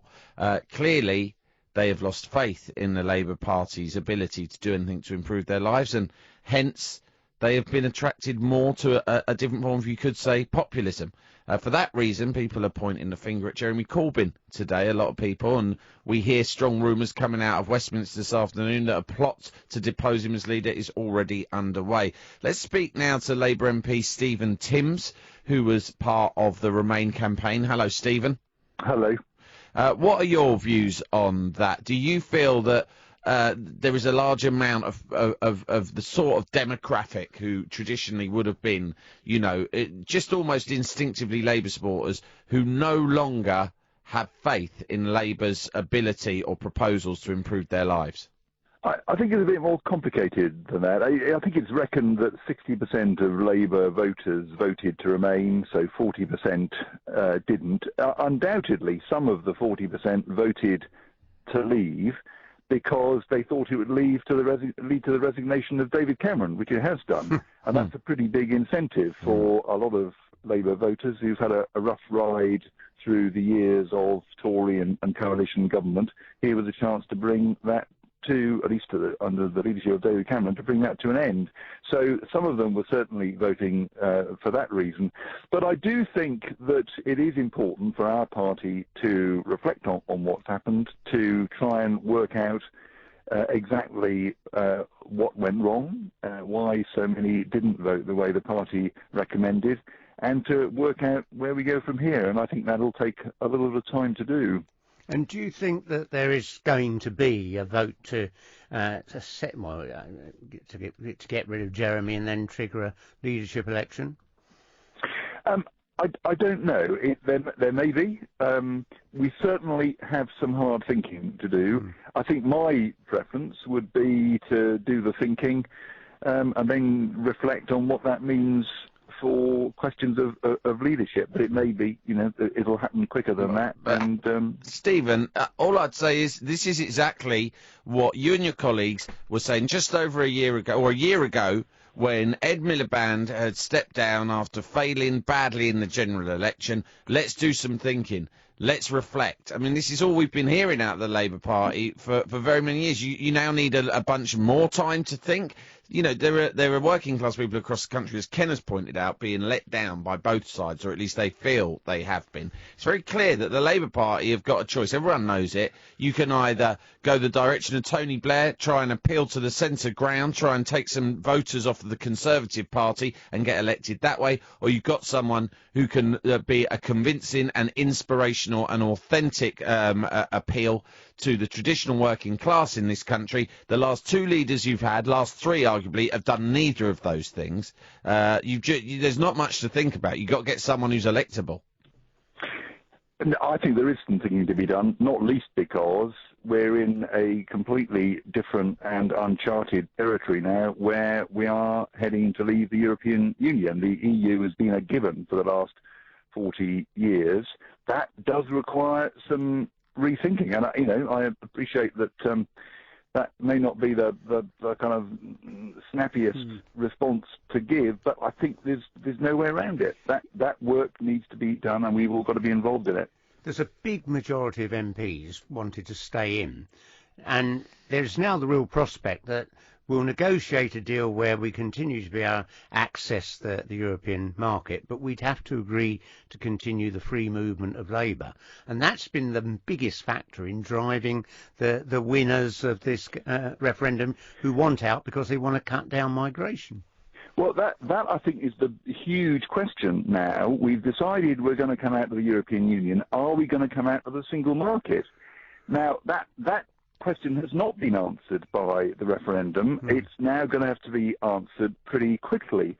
And I agree with you. If we decide we want to stay in the single market, then the chances are we're going to have free movement of labour. We're going to have to be paying very large sums of money to Brussels. The only thing that will have changed then will be that we won't have any say over what the rules are in the future. Now, I'm pretty sure that isn't what people were voting for yesterday. But if we are going to stay in the single market, it is very likely that's going to be the outcome. On the other hand, if we decide we're going to come out of the single market, then that's got enormous implications for every business that deals with customers outside the UK, certainly for the banks and the insurers, but also for all the manufacturers. And that's got pretty nightmarish implications as well. So, you know, there is a huge amount that's unknown at the moment, and I don't have a snap solution to what the right response is going to be. That's going to take a little bit of time to make clear. Stephen Timms, thanks for joining us. Thank you. Let's talk now to a man who will doubtlessly be happy with today's result. He was pro-Leave throughout the campaign, former aide and advisor to Margaret Thatcher, the Conservative peer, Lord Tim Bell. Hello, Lord Bell. Hello, Sam. Hi. Thanks for joining us. How did you view this campaign? Did you go... A lot of people were shocked this morning. You've fought a lot of successful election campaigns in this country in the past. Did you have a feeling last night, you know, as you went to bed, that this was going to be in the bag for your camp? I thought it would be a very narrow victory one way or the other. I won't claim that I had a prognosis of a Leave victory. I thought it would be a very narrow victory one way or the other, exactly as the YouGov poll said. But I'm absolutely delighted, and I look forward with great optimism to what happens next. Well, we know that the markets have been in a bit of disarray this one. We also are hearing announcements now by several banks, JP Morgan amongst them, that already they haven't taken much time to think about it. They're slinging their hook. They're leaving the UK already, and it's only a few hours in. Well, that may or may not be the case. There's a lot of knee-jerk reaction going on. A lot of knee-jerk reaction in the city. The roulette wheel players on currencies are either making or losing money, because you have to remember they make or lose money whatever happens. And the same thing is happening on equities. The more sensible voices are recognising that there's a significant drop in sterling, and that may stay for a while. There's a significant drop in equities, and that may stay for a while. But it's much less than people are saying, and much less than they're falling elsewhere in the world. What next for the Conservative Party, Tim? Who will be the next Prime Minister? I don't have the faintest idea who the next Prime Minister will be. There's a process, and I'll have to wait and see what that process is. But who would you choose if you had the power to do that? Do you want an ideologue like Gove or a nice PR guy like Boris, or would you like to revive David Davis? Well, putting aside your description of the people which I don't identify with, I think that if you have the names you mentioned, I would prefer David Davis. But then he's probably not going to run. He's not that young now. I don't suppose he has the appetite, but he might do. What will happen is people will cast around, and then the 22 committee will discuss it with the parliamentary party, and they'll put two candidates forward, and the two candidates will go to the membership. Yes, we know what the process is, Tim, but we want to know what you, as a party grandee, who you would see. At the moment, I can't tell you who the person should be. No. Okay. But I can tell you what sort of person we will need. One thing that's quite clear is that this country is very divided, as everybody has been pointing out all along. Whether it's divided by age or by demographics or by haves and have-nots or any of those different things that people like to talk about, it's very divided, and therefore it needs to be united. So what you need is a uniting candidate of one kind or another. I think both parties are divided. In fact, all parties are divided. And the issue with Jeremy Corbyn is not a new issue. It's been there ever since he was elected leader. The issue with Cameron isn't that new. I think it's a pity that he's gone. I think he could have done the job, but he obviously hadn't got the stomach for it. I think you'll need somebody who can talk to the European countries and the international community and represent a collective view of the UK, and one that's got a positive solution to the problems that exist, particularly because you've now got some chap called Jean-Claude Juncker, or whatever his name is, who's saying if you're going to leave, you would get out of the house now. I mean, it's an extraordinary performance. I watched him this morning. And I think that what you want is somebody who is a good winner or a good loser, and that would exclude Nicola Sturgeon, Annie Eagle, any of those people, and who's a good winner. I think Nigel Farage was far too enthusiastic and too busy shouting to be considered a uniting candidate.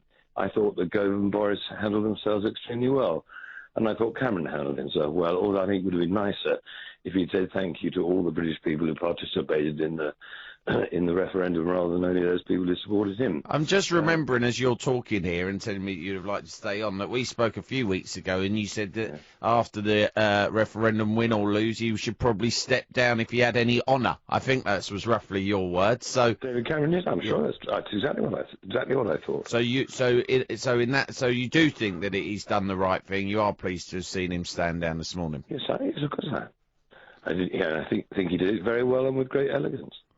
And do you not see anyone who, you think would be a natural successor to Margaret Thatcher, who was, arguably the last Tory leader who was actually able to hold the, perennially warring party together for any significant amount of time? 13 years, quite a long time. Yeah. I don't see a natural successor. I see several people who think the way that she thought, and their views coincide, and that would include Boris and Michael Gove. It would include Chris Grading, and I think it's been very impressive. But I don't necessarily see somebody who will get a crowd cheering on their feet at the moment. But I might be wrong. They may change over the next few days. Events will continue, as said, events, dear boy. And so it will go on. So I think it's a very difficult time.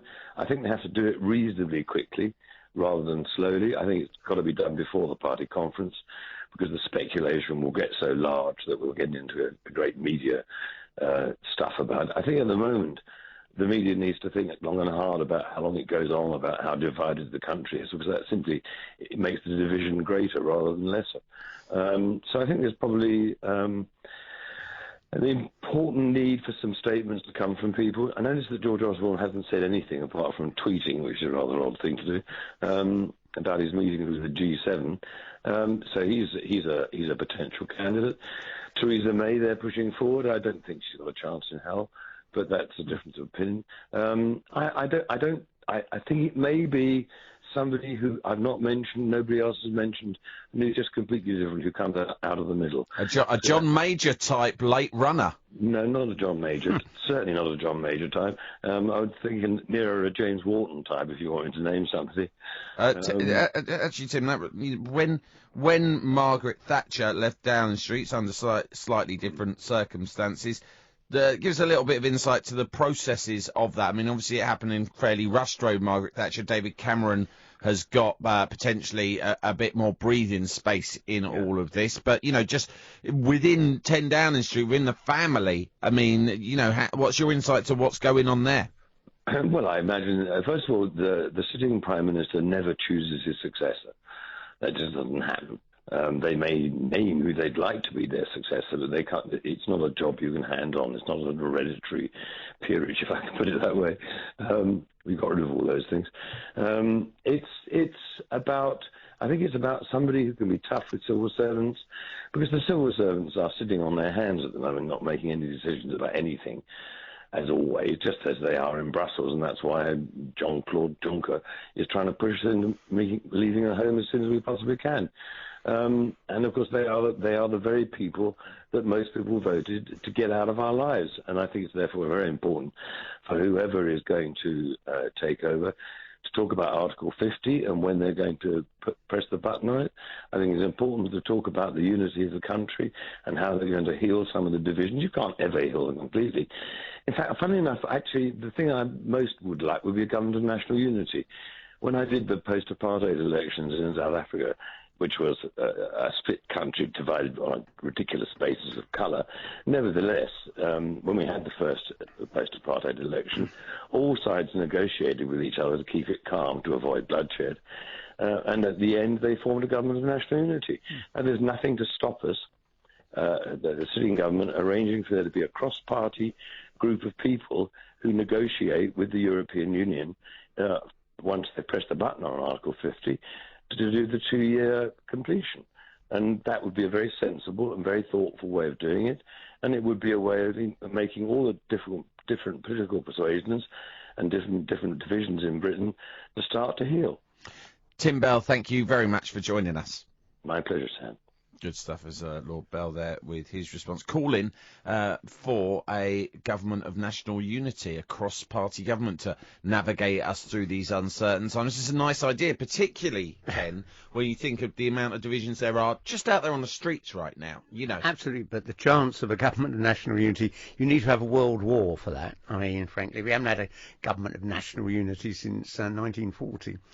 You could argue that this is probably the most disruptive thing to have happened in this country since we last went into a war of that scale. It's interesting because the other parallel is there are now more migrants and refugees coming to Europe than at any time since the end of the Second World War. It's an interesting parallel.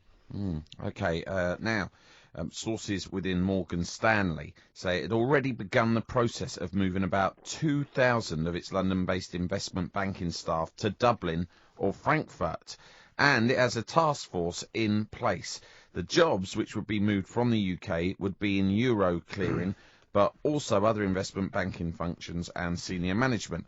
The American Investment Bank needs to avail of the passporting system, which allows banks to offer financial services in all countries in the EU without having to establish a permanent base in that member state. The president of Morgan Stanley, Colm Kelleher, told Bloomberg 2 days ago that Brexit would be the most consequential thing that we've seen since the war. So another person making that same point. We're joined now by Dr. Pippa Malmgren, former economic advisor to George W. Bush and author of Signals, which is a book on the social contract and the rise of geopolitics. Hello, Dr. Malmgren. Hello. Thanks for joining us. Do you agree with the president of Morgan Stanley when he says it's the most consequential thing that we've ever seen since the war? I think it is, but not in a negative way, in a very positive way. And I think that the consequences for the British economy are going to be really good. And this idea that the investment banks are somehow going to have to leave, it doesn't make any sense. Financial services centers thrive on lack of red tape and on relatively low taxes. Britain will be in a much stronger position now to make its own regulatory framework, and it will be able to have whatever tax regime it wants.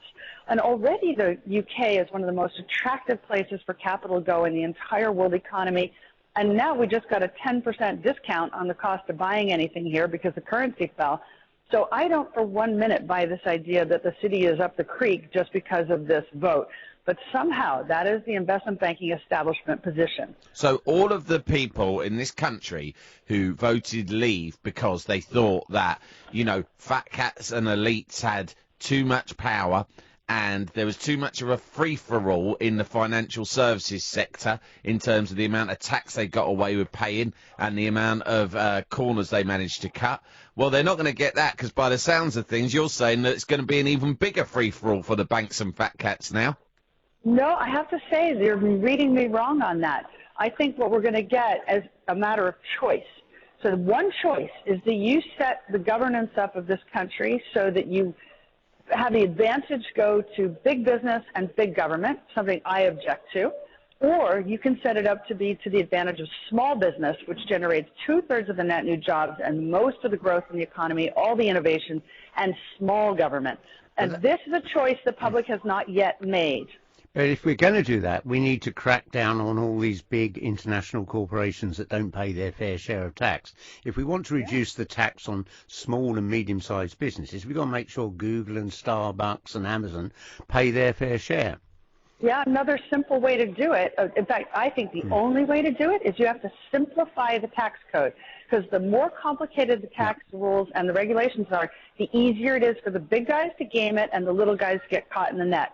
And what we could do is have a tax on turnover. So every cup of coffee that Starbucks sell, they pay a flat rate of tax on it. Listen, there are loads of ways to do this, but the point is you don't have to destroy the attractiveness of the British economy just to get the tax revenue up. You can actually get tax revenue up and make it a more attractive place for capital to invest. And that's what I think the public ultimately would really love to see, because they want growth, they want jobs, and they want businesses to come here and deploy their capital here. I see no reason why that can't happen. Every reason why it can now, because we're out. But you'll get a whole load of small and medium-sized firms that haven't been able to get money lent from the banks. Our investment levels, I think virtually its lowest since the Second World War. Are you thinking now that investment's going to flow into Britain because we're leaving? Most economists are saying quite the reverse. Well, I believe that is correct, and I'm very delighted to be just about the only person with this view, because I was leaning pro-Brexit for the last 18 months. The day before the vote, I said it's going to be a big vote for Brexit, and everybody said, you've completely lost your marbles, and now here we are. So yes, I'm going to give you an out-of-the-market view that when the currency drops as much as it has, 10%, that makes the assets look more attractive to global capital. Everybody trusts the United Kingdom for rule of law.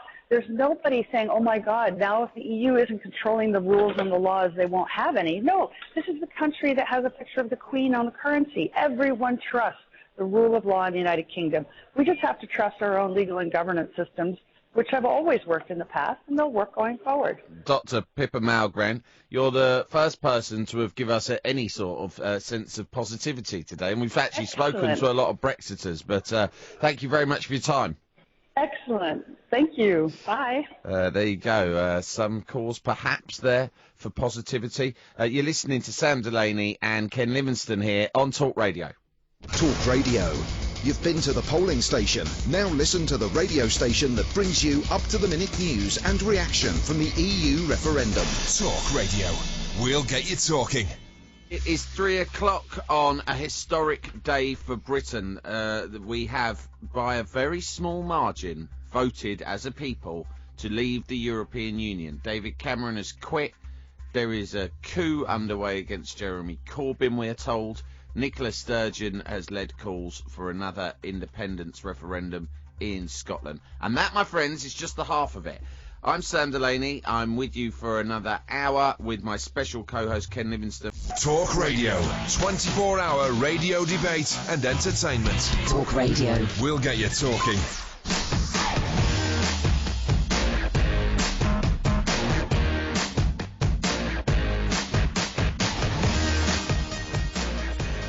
Hello, this is Sam Delaney with you in the unfamiliar slot of 1 till 4 today. John's away. Yasmin will be taking you through Drive. I'm delighted Sam joined in the studio by my special guest co-host, Ken Livingstone, former Mayor of London, who's been giving us his thoughts on all of the fallout from this seismic and significant day in British history. We've voted to leave the European Union. The Prime Minister has quit on the steps of Downing Street. The drama keeps on coming. Meanwhile, on any other day, this would have been the biggest headline of all. Donald Trump, the world's most notorious political figure, touches down in Scotland at his golf course in his helicopter to open the new golf course, Trump Turnberry. And he announces that it's a great thing that the people of the UK have taken back their country, as he says it, in voting to leave the EU. He added his name to the Ayrshire Hotel and Golf Course after buying it for an undisclosed fee in 2014. At his appearance, there has been some protest about him turning up there in Scotland by people who find his opinions very unpalatable. Comedian Simon Brodkin disrupted the news conference that Mr. Trump held by waving golf balls with swastikas on them. So that was a little bit lively. We're joined now by a gentleman I spoke to yesterday from the Ayrshire Post, who is fresh from interviewing Donald Trump. It's Stuart Wilson. Hello, Stuart. Afternoon, Sam. How are you? I am fine. Big day up there. What were the protests like? Did they dominate the atmosphere? Yeah, I mean, they corralled the protesters, who I think numbered 43 in total, about half a mile away from where Donald actually did his, grand press conference on the 9th tee. So at first it seemed as if all was going to be calm, but as you say, there was one protester who managed to sneak through the CIA security and had his moment in front of the cameras with the swastika leading golf balls. So that certainly lit up the proceedings, and I'm sure we'll make plenty of headlines tomorrow, but maybe not with considering what's going on today. There's a few other bits and bobs in the news. Did Trump respond to the golf ball stunt? No, I think he's fairly used to this kind of thing now. Wherever he goes, his team swept fairly quickly, and Trump's guys got him huckled away. But it certainly livened things up just a little bit. And the questioning though immediately turned to Brexit and everything else. There was nothing asked really about the golf course and £200 million investment that he's made up here in Ayrshire. As I said to you yesterday, that was probably going to be lost in the wash today, and indeed it was. It was all about David Cameron and the possible independence referendum that we're going to get up here again, and it was a bit of a sideshow. Yeah, well, it was a strange timing, wasn't it? I mean, he knew when the referendum was, and I guess it's a shame in that sense, is that he must have planned it this way, though. Yeah, and he did say that. He said if this was all about my brand, the timing would have been different, but he did come across specifically to reopen the golf course. But it did get lost in the shuffle, it has to be said today, and he's flown into a complete storm, particularly up here in Scotland, where all 32 local authorities voted Remain. So that's a big part of this story. You've got Nicola Sturgeon now coming out and saying she's going to push for this second referendum, so he was asked very clearly about that. His stance is that the last time it happened, he felt it was the word he used was nasty, was the atmosphere up here in Scotland, and he didn't feel the people of Scotland should be put through that again. But he did say he comes down neither one way or the other in terms of Scotland voting to go independent, but he was keen to draw the parallel of Britain and America in terms of reclaiming their borders, as they put it, and he pounced on that opportunity to say that the Brits had gone the same way as America could do. I think don't golf courses get that huge subsidy from the European Union that farmers get as well? Has anyone told Trump if we leave he won't be getting that? Well, this is a question. I mean, we were talking about this on the way back up the road about the amount of EU funding that comes into a range of things. And yeah, you're right about the golf course aspect of it. Although I suppose Trump is he's got so much money he can throw at everything. Is he going to worry about EU funding? But it's a very fair point to make. But I suppose going forward, the issue is going to be, can Trump, put this EU question to one side, as indeed the whole country? I suppose today it was always going to be the issue that dominated the press conference, because all anyone wanted to ask him about was David Cameron, EU, EU, EU. And have you had a chance to sit down one-on-one with Donald yet?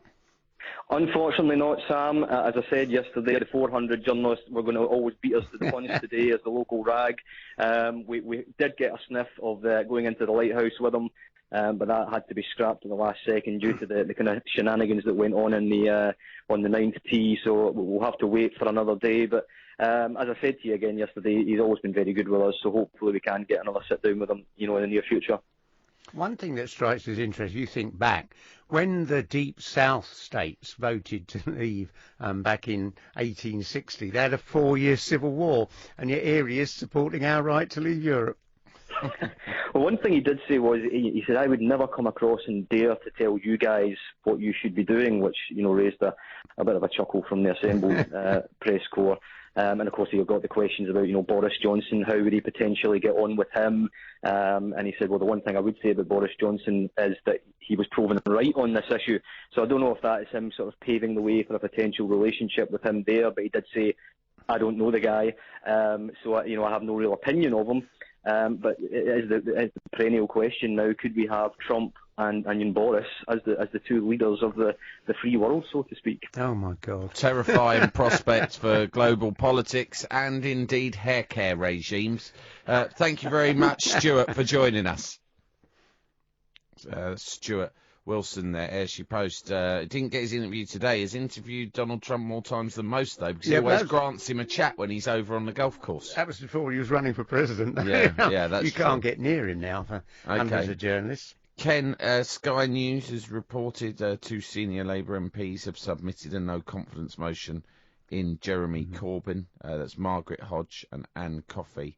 They've said, who's the quote? This is Dame Margaret Hodge said, Mr. Corbyn has failed the test of leadership that the EU referendum provided after Northern Labour strongholds voted leave. If there is a motion of no confidence, I think he should reflect on his position, do the decent thing in the same way David Cameron has done. She goes on to say, he came out too slowly, he was very half-hearted about his attempts to campaign, and Labour voters simply didn't get the message. Well, that would be really interesting if it was true, but Labour Party spent £2 million on the referendum campaign. Germany was doing meetings all over the country. What was outrageous was we almost never saw them on telly. It was all this struggle with, Dave Cameron and Boris Johnson gnawing at each other's testicles, rather than a serious debate about where the two parties stand. The Labour Party was completely marginalised, and you expect that in The Sun and The Man and The Telegraph, but you don't expect it from the BBC and ITV and the radio and TV programmes.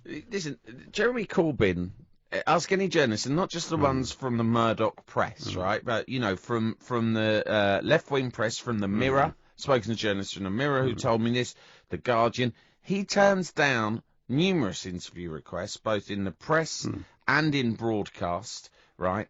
I don't know why. It can come across as aloof. Then he complains that he doesn't get the coverage that he should do for the things that he's saying. Now, Tony Blair is a man you're not much of a fan of. He got Labour elected after many years in the wilderness because he had a motto which was whatever it takes, it takes. Isn't there a little bit that Jeremy Corbyn needs to learn from Tony Blair on that front? I was just saying, Jeremy was doing speeches all over the country throughout the campaign. They were not reported, and that is wrong. I mean, in a general election, there are laws about the balance you have to have on radio and TV. I mean, this time it was all like a civil war in the Tory party. And Jeremy was putting a very strong case. He just wasn't prepared to lie in the same way that so many on both sides did about it's going to be the end of the world, it's going to be another world war or whatever, all that old nonsense. And the thing that's interesting, yes, I mean, you can't blame Jeremy because this referendum's gone the wrong way. But you actually look at the by-elections there have been since Jeremy was elected, all of them have had swings big enough to put Labour in Downing Street. And that's why I think, the referendum's a completely different thing. It's not Labour or Tory. It was about migration or economic catastrophe or whatever. So you think there were still indicators that Jeremy Corbyn could genuinely become a Prime Minister in 2020? Absolutely, because the best we're going to get is our economy will limp along in this rather sad way. If it gets worse, that would be even more terrible. And Jeremy's got an alternative, which is that you've got to start investing in our economy. The first thing Cameron and Osborne did when they got elected was to cut the investment that the government was putting into the economy. We went straight back into recession, and it's investment's the key to economic success. Ken, come on. In 1982, did you think that Michael Foot was heading towards a victory in the election the following year? I supported Dennis Healey because although I love Michael Foot, I thought he's like this great academic floating above everybody. He doesn't connect. I think the thing about Jeremy Corbyn, like Nigel Farage in a way, is people see a regular guy that they would like to spend some time with. And I wouldn't have voted for Jeremy if I didn't think he could win, because I want my kids to live in a better Britain. Ken Livingstone is my special guest co-host today on Talk Radio. I'm Sam Delaney. I'm with you through till 4, at which point Yasmin Khan takes the reign. But whatever time of day it is here on Talk Radio today and throughout the weekend, we are keeping you across all of the breaking news in one of the most dramatic days in modern British history. This is Sam Delaney. Alongside me is Ken Livingstone. I was just outlining some of my policy ideas. Ken running them up the flagpole, as they say nowadays. You're quite into my idea for reclaiming golf courses and building social housing. I thought you'd like that. Absolutely, but because, as I said, with Donald Trump's golf course, every golf course gets a subsidy from the EU. Our money is being used to subsidise golf courses. It's hardly the centre of impoverished people playing golf. It's a tiny island. We've got things like greenbelt policy, so we're already limited in the space we can build on. The population is growing all the time. Meanwhile, a very small demographic of mainly kind of, your white middle classes, right? Well men as well, right, have claimed for their own daft sport huge swathes of this island. And the irony is, a lot of them, once they've finished their golf, stand at the bar bemoaning the lack of space there is in this country and why immigration's to blame, when really it's their golf courses that's to blame, isn't it, Ken Livingstone? There was that row about the golf course that still doesn't allow women. Well, that's what golf stands for. Gentlemen only, ladies forbidden. That's where the names are. Apparently that's true. It might be an urban myth. Someone might correct me, but that's what I was told once. Okay, as we've been reporting, the markets, as widely predicted, are looking very, very nervy indeed today. We have already had a report, in fact a statement from Morgan Stanley's president, describing this result in the referendum as the most consequential thing that we've seen since the war, and that they will be moving a large part of their operation out of the UK to Dublin or Frankfurt. Some of the doomsday scenarios being painted about the economy are frankly terrifying. Let's get the reflections now of David Frost, who is an EU economics specialist and former director of Europe Trade and International. Hello, David. Hiya. How soon will we be able to get some clarity on whether or not the things we're seeing happening in the markets today are just short-term response to uncertainty, or basically the future for the UK's economy? We don't know. I mean, I think there's so much uncertainty around. That's one big element of it. We know that there's going to be at least 2 years before the government can conclude exit negotiations, and there's a huge amount of uncertainty around. So nobody really knows, I think, is the honest answer. What's the main reason why our bankers should, well, not our bankers, the international bankers, should be thinking of going to Frankfurt? What rules will leaving the EU impose on them? Well, I think one of the big benefits that you get from being in the EU is that you are part of a single market for services, and financial services is a big part of that. If you're not in the EU, then there are barriers, or there can be barriers. You need a passport to operate across the EU if you're a bank or a financial services company, and clearly people are beginning to foresee that situation. But a lot depends on the deal that can be negotiated. But people are guessing at the moment. If we get a deal to stay in the market, and the banks don't need to move, but we would have to accept the free movement of labour, wouldn't we? Well, every non-member of the EU that has some sort of deal with it, Norway, Switzerland, has had to agree to some kind of free movement of persons element to it. But then every deal is different. Britain is a different economy. We just got to see what the government can negotiate on that. And would we be able to negotiate a good deal, because a lot of the Europeans are worried about the impact on their economy? Yeah, again, I think we will have to see how that plays out. You're right that international economic uncertainty has two sides to it. We and others are affected by it. And I think it does depend whether it's short-term or long-term.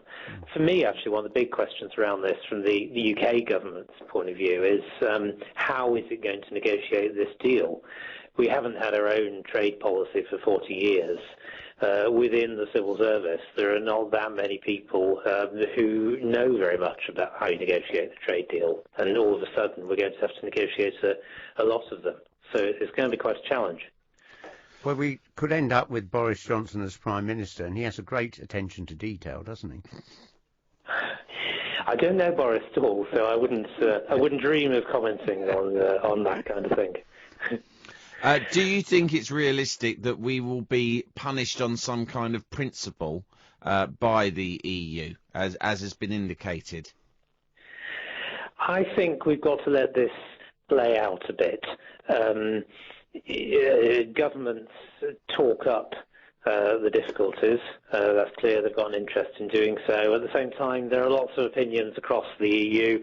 There are industries, there are trade unions, there are NGOs, all of whom have got an interest in life going on and prosperity continuing. And I think, each country is going to have its own internal debates about that, and some will want to, in inverted commas, punish us, and others won't see the point. And, that debate's hardly begun across Europe, and I think we've got to let it. I don't think anything... I guess I would say we shouldn't rush to judgment on anything at the moment. We've really got to let debates happen and see where they settle. David Frost, thanks for joining us. Thanks a lot. Pleasure. Ken, there's some odds out for next leader of the Conservative Party, Prime Minister of this country. Boris is odds on, 4-7, followed by Theresa May is 5-2, Michael Gove is 6-1. And 12-1, there's Andrea Leadsom, who I know very little about.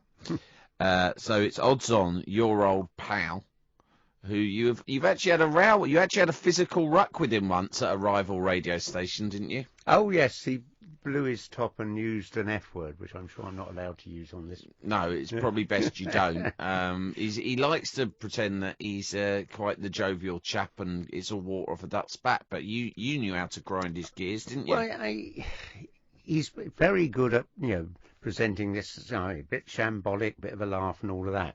But he does occasionally get quite angry when you challenge him. And this was, I was just making a joke, at his expense. And he blew his top and we were all quite amazed by it.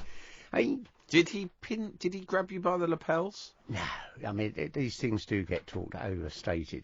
It was quite interesting. He kept shouting the F word, but he looked down. He didn't look me in the face. He was looking at his feet. Speaking of you getting into fights, have you seen John Mann recently? Oh, John and I have had political differences. But, he chased you down the street, effing and jeffing, while you were on the blower. We always get on quite well personally. He's always been attracted to older men. Oh, he's still getting his digs in, John Mann. You should call us up. I'd love to get John on the phone.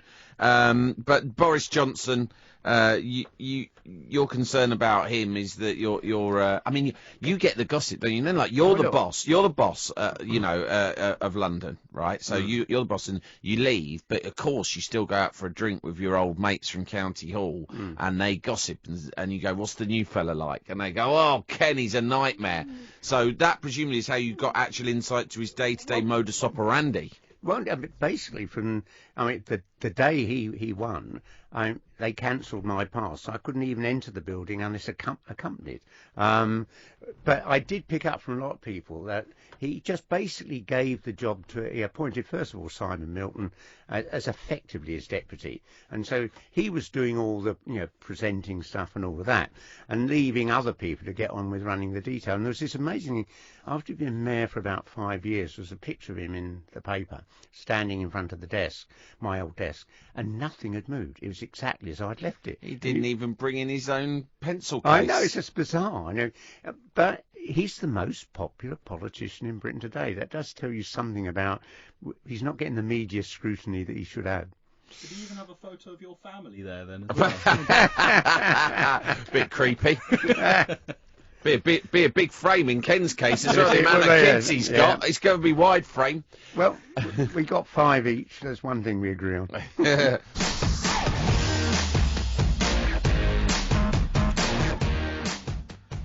Sam Delaney here with you till 4 o'clock today. Yasmin Khan will be taking you through Drive from 4. A little bit of a shift about here in the schedule on Talk Radio. Not quite as much a shift about there has been in Great Britain today, though, because we have voted to leave the European Union by 52 to 48%, surprising a great deal of pundits and pollsters and most of all the bookies. The bookies had Remain as odds on for many weeks in the build-up. I wish I'd put some money on. Yeah, exactly. Well, I advised a lot about it. I said, listen, if you're voting Remain, but you want to feel you want to offset how gutted you might feel on the day if Brexit win, then get some money on them, because you could get very generous odds. But think of the odds you could have got for backing Leicester to win. That's about 1,000 to 1. My God. You know what? All of this is making me think something quite obvious, Ken. What? I'm going to back Iceland to beat England on Monday. I think that's the obvious next step, isn't it?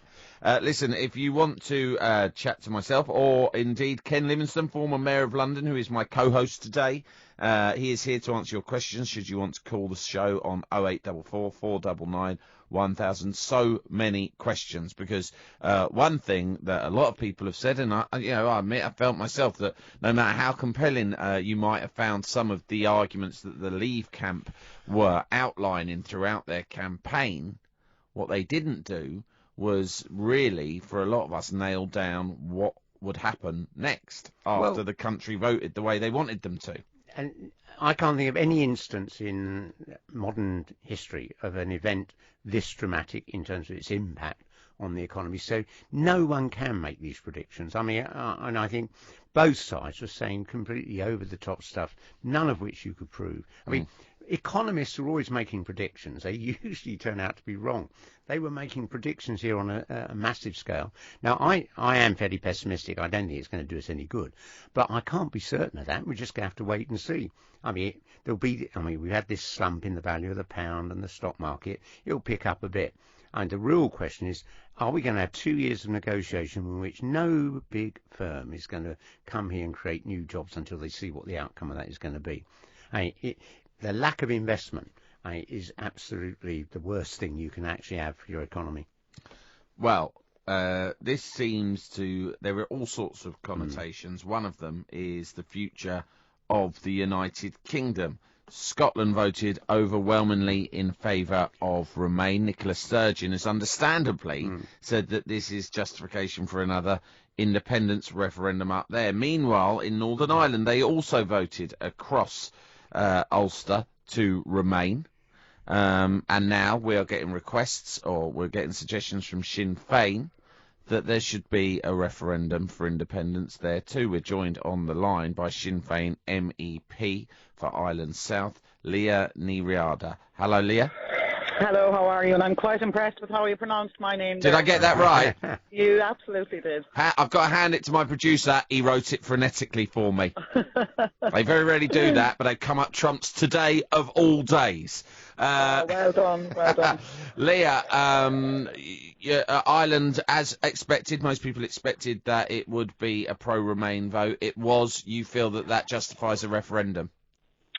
Well, certainly, we've been calling for a border poll for years. It's not just something that we came up with lately because of Brexit. But obviously, given that the democratic overwhelming wishes of the people in the north seem to be to want to remain within the EU, they should be afforded that opportunity to now consider that if they not only wish to remain in the EU, but if they wish to become part of the island in general, that there should be a border poll. It makes sense. And I suppose in one sense, for the English people, if they didn't have to fund the north of Ireland, it would probably be cheaper for them to bear the brunt of exit. Well, I think it's quite interesting because, I mean, if you look at London, I think it's a very big majority, even bigger than Scotland, for staying in. I mean, perhaps we should think of independence for London as well. We'd actually be, I think, we'd be about the 22nd largest economy in the world. I mean, we wouldn't do too bad. There you are. We could have a completely fragmented collection of small counties and individual areas deciding to become independent. But no, on a more serious note, really, I do think that it's up to the people to decide, and it is time that there is, once and for all, an answer to this question where the people decide whether they want to have a united Ireland or not. And so the timing is there for it now. I mean, really, in terms of the whole Brexit campaign, I think our own Irish government have been they've kind of sleptwalked into the whole thing because they were more observers than participants. And in Sinn Féin, obviously, we campaigned for a Remain vote because the implications for the North are just widespread in terms of CAP and in terms of common fisheries policies and on trading, and obviously is a huge issue for us. So already people are very concerned here on the ground on how it's going to affect trade and how it's going to affect freedom of movement is another huge issue. So, but again, I think it's a question of letting the dust settle and see where we're going to be in the next few months ahead from a financial point of view. Is what you're saying you would now like to see a united Ireland? And do you think you've got any chance of persuading the DUP to go down that route? Well, it would be a battle, that's for sure, but it's a debate that needs to be had. Now, I wouldn't say that we should be having that immediately. I think it's something that you have to have a proper debate where you get the people on the ground engaged in it and where they make the decision. It's a democratic process. And the DUP would certainly have to take the wishes of the people on board, whatever they are. So certainly I don't think it's within the power of the DUP to say we shouldn't have a border poll. I think they have to respect those wishes. And also remember that it's in the Good Friday Agreement that a border poll can be called, and that should be respected. Leah, I mean, really what people are going to be looking at is the peace situation there in Northern Ireland, you know, and how, for instance, this, you know, a potential hard border being reinstalled between the North and South might affect that. Well, yes, because obviously when you look at the Good Friday Agreement in the context of how that was brought about, it was certainly while England was in the European Union, and it was done in conjunction with the European Union, Ireland, obviously, and England. So in one sense, you have to look at the legalities of where it stands from that point of view, and to get clarity on that. I don't think anybody wants to undermine the integrity of the Good Friday Agreement and jeopardise it in any sense. So I think there'll be a willingness all around to try and maintain that in a very robust fashion. But it probably, I would imagine, has to be secured now that the goals have changed, if you like, that, you know, that Brexit has happened. Because it's no longer including the EU as part of that agreement, considering that England have pulled out. So there is implications, I would imagine, but as I said, I would say that the majority of people want to ensure that the integrity of that remains and that it's robust. Delaney, thanks for joining us. You're very welcome, and have a very nice day. You too. OK, that's the viewpoint of Delaney from Sinn Féin.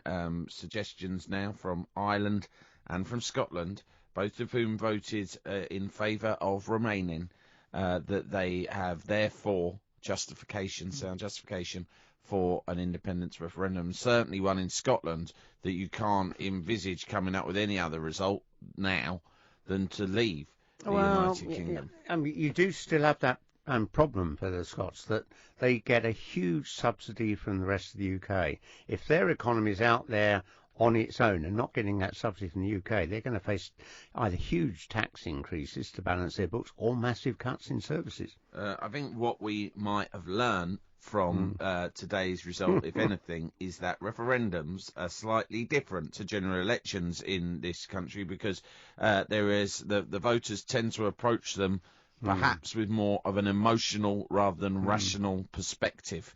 And therefore Scotland might not be taking all those things into account, but we will wait and see. You're listening to Sam Delaney and Ken Livingstone on Talk Radio.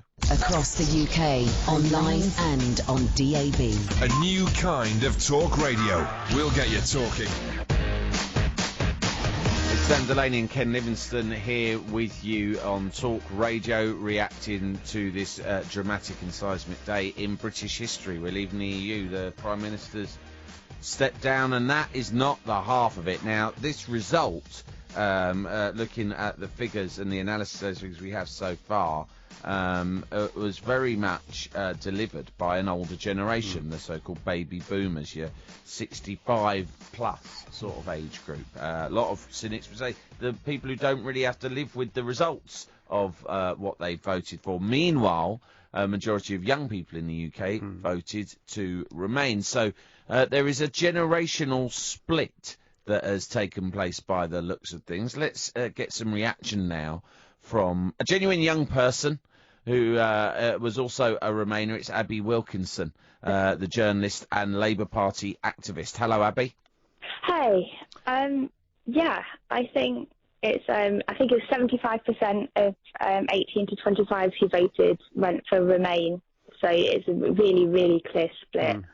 And do you think that was because of predominantly because of the practical considerations about their finances in the future, or do you think we're seeing a younger generation who are broadly, perhaps you could say more liberal, more open-minded about the world?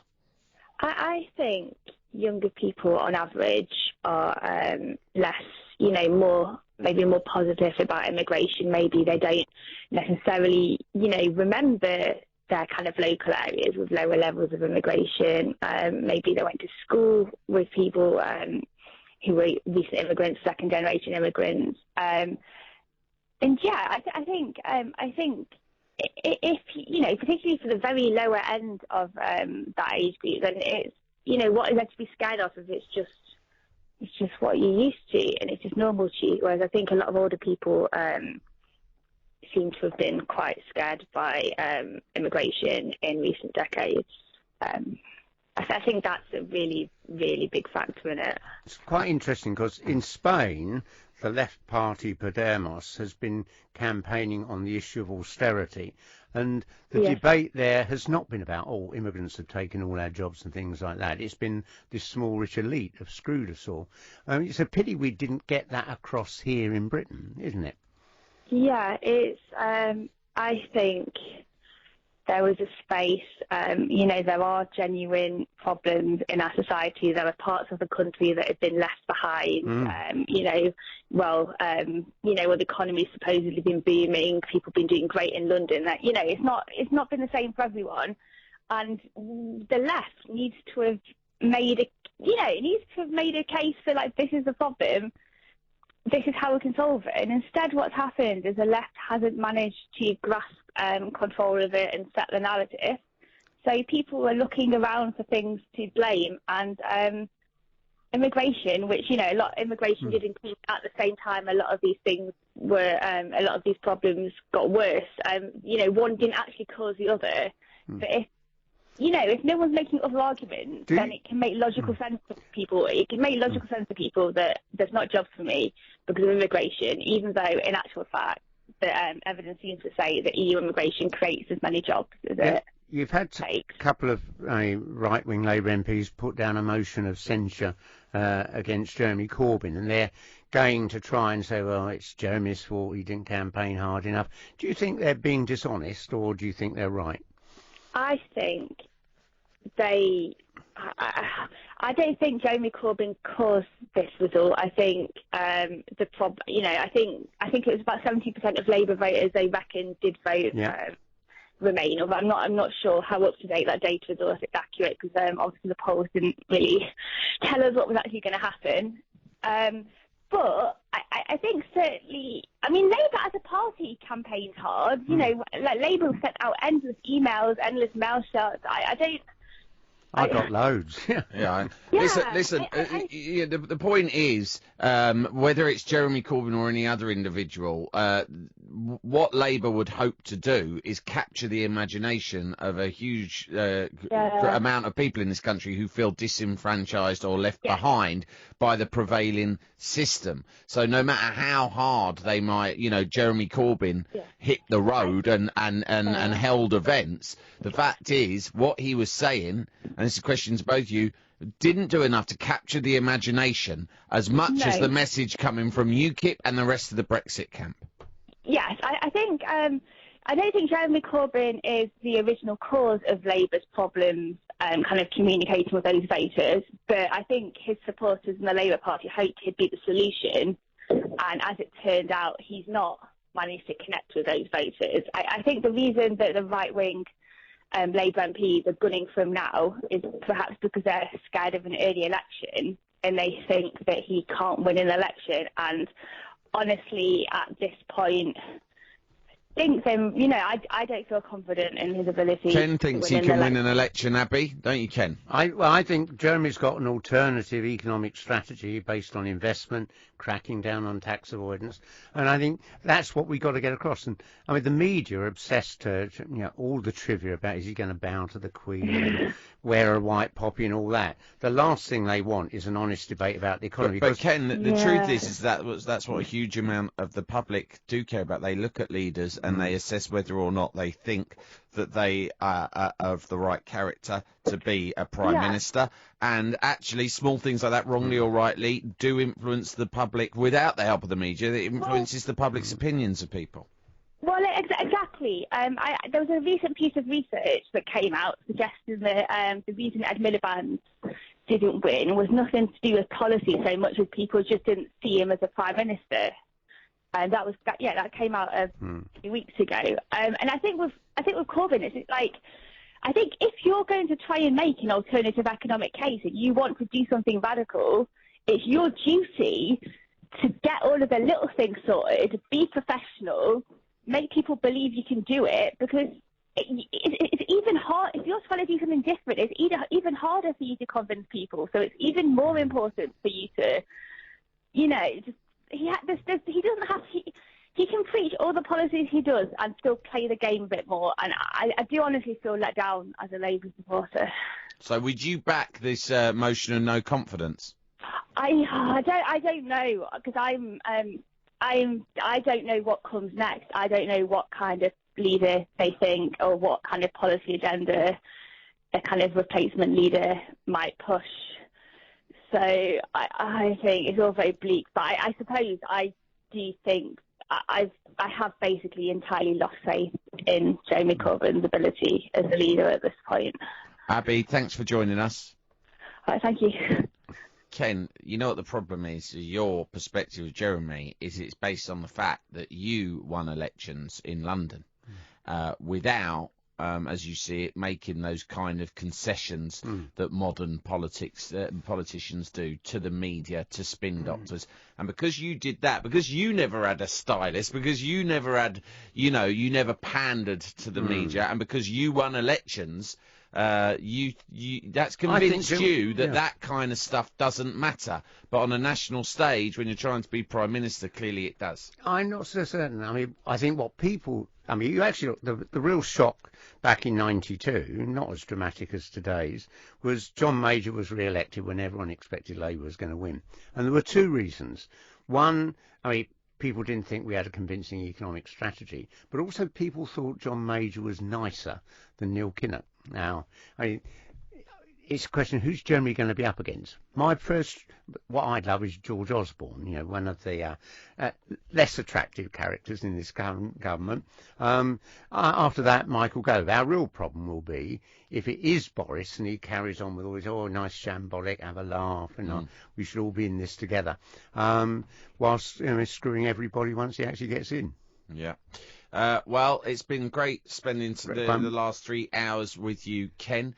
Now, I know you're disappointed by the result, as many people across half the country effectively are right now. I would like to attempt to end on a good note, because irrespective of which way you voted, the point is we remain a nation, Great Britain, who have built ourselves upon certain values, principles of democracy and freedom and live and let live, and we would hope that they are retained, and whichever side the argument you were on, we should all be together now as one team thinking, where do we move the country forward? Can you give us any thoughts of positivity? You're a man who led this great capital city that we're broadcasting from now for many years. Give us a little bit of inspiration, because there's a lot of people in utter disarray right now. Well, I think basically you've got to recognise what we've got wrong over the last 35 years. It's no good just blaming Labour or the Tories. All governments have got it wrong. We haven't had a long-term... London's big boom. This is not sounding inspirational so far. No, it is. Look, when I became mayor, we brought together the trade unions, big business, community groups. We agreed a 20-year economic strategy. Within 7 years, we'd overtaken New York as the leading world city. And that's that long-term thinking. So much of our politics is, what's going to be in the paper tomorrow? What's next week? You've got to have a strategy and you've got to lead. It seems to me that too many people in politics today don't realise if you're the leader, your job is to lead. It's to educate, to have a vision, and not sit down and, do what your press officer tells you or your media advisor and all of that. That's what leadership is about.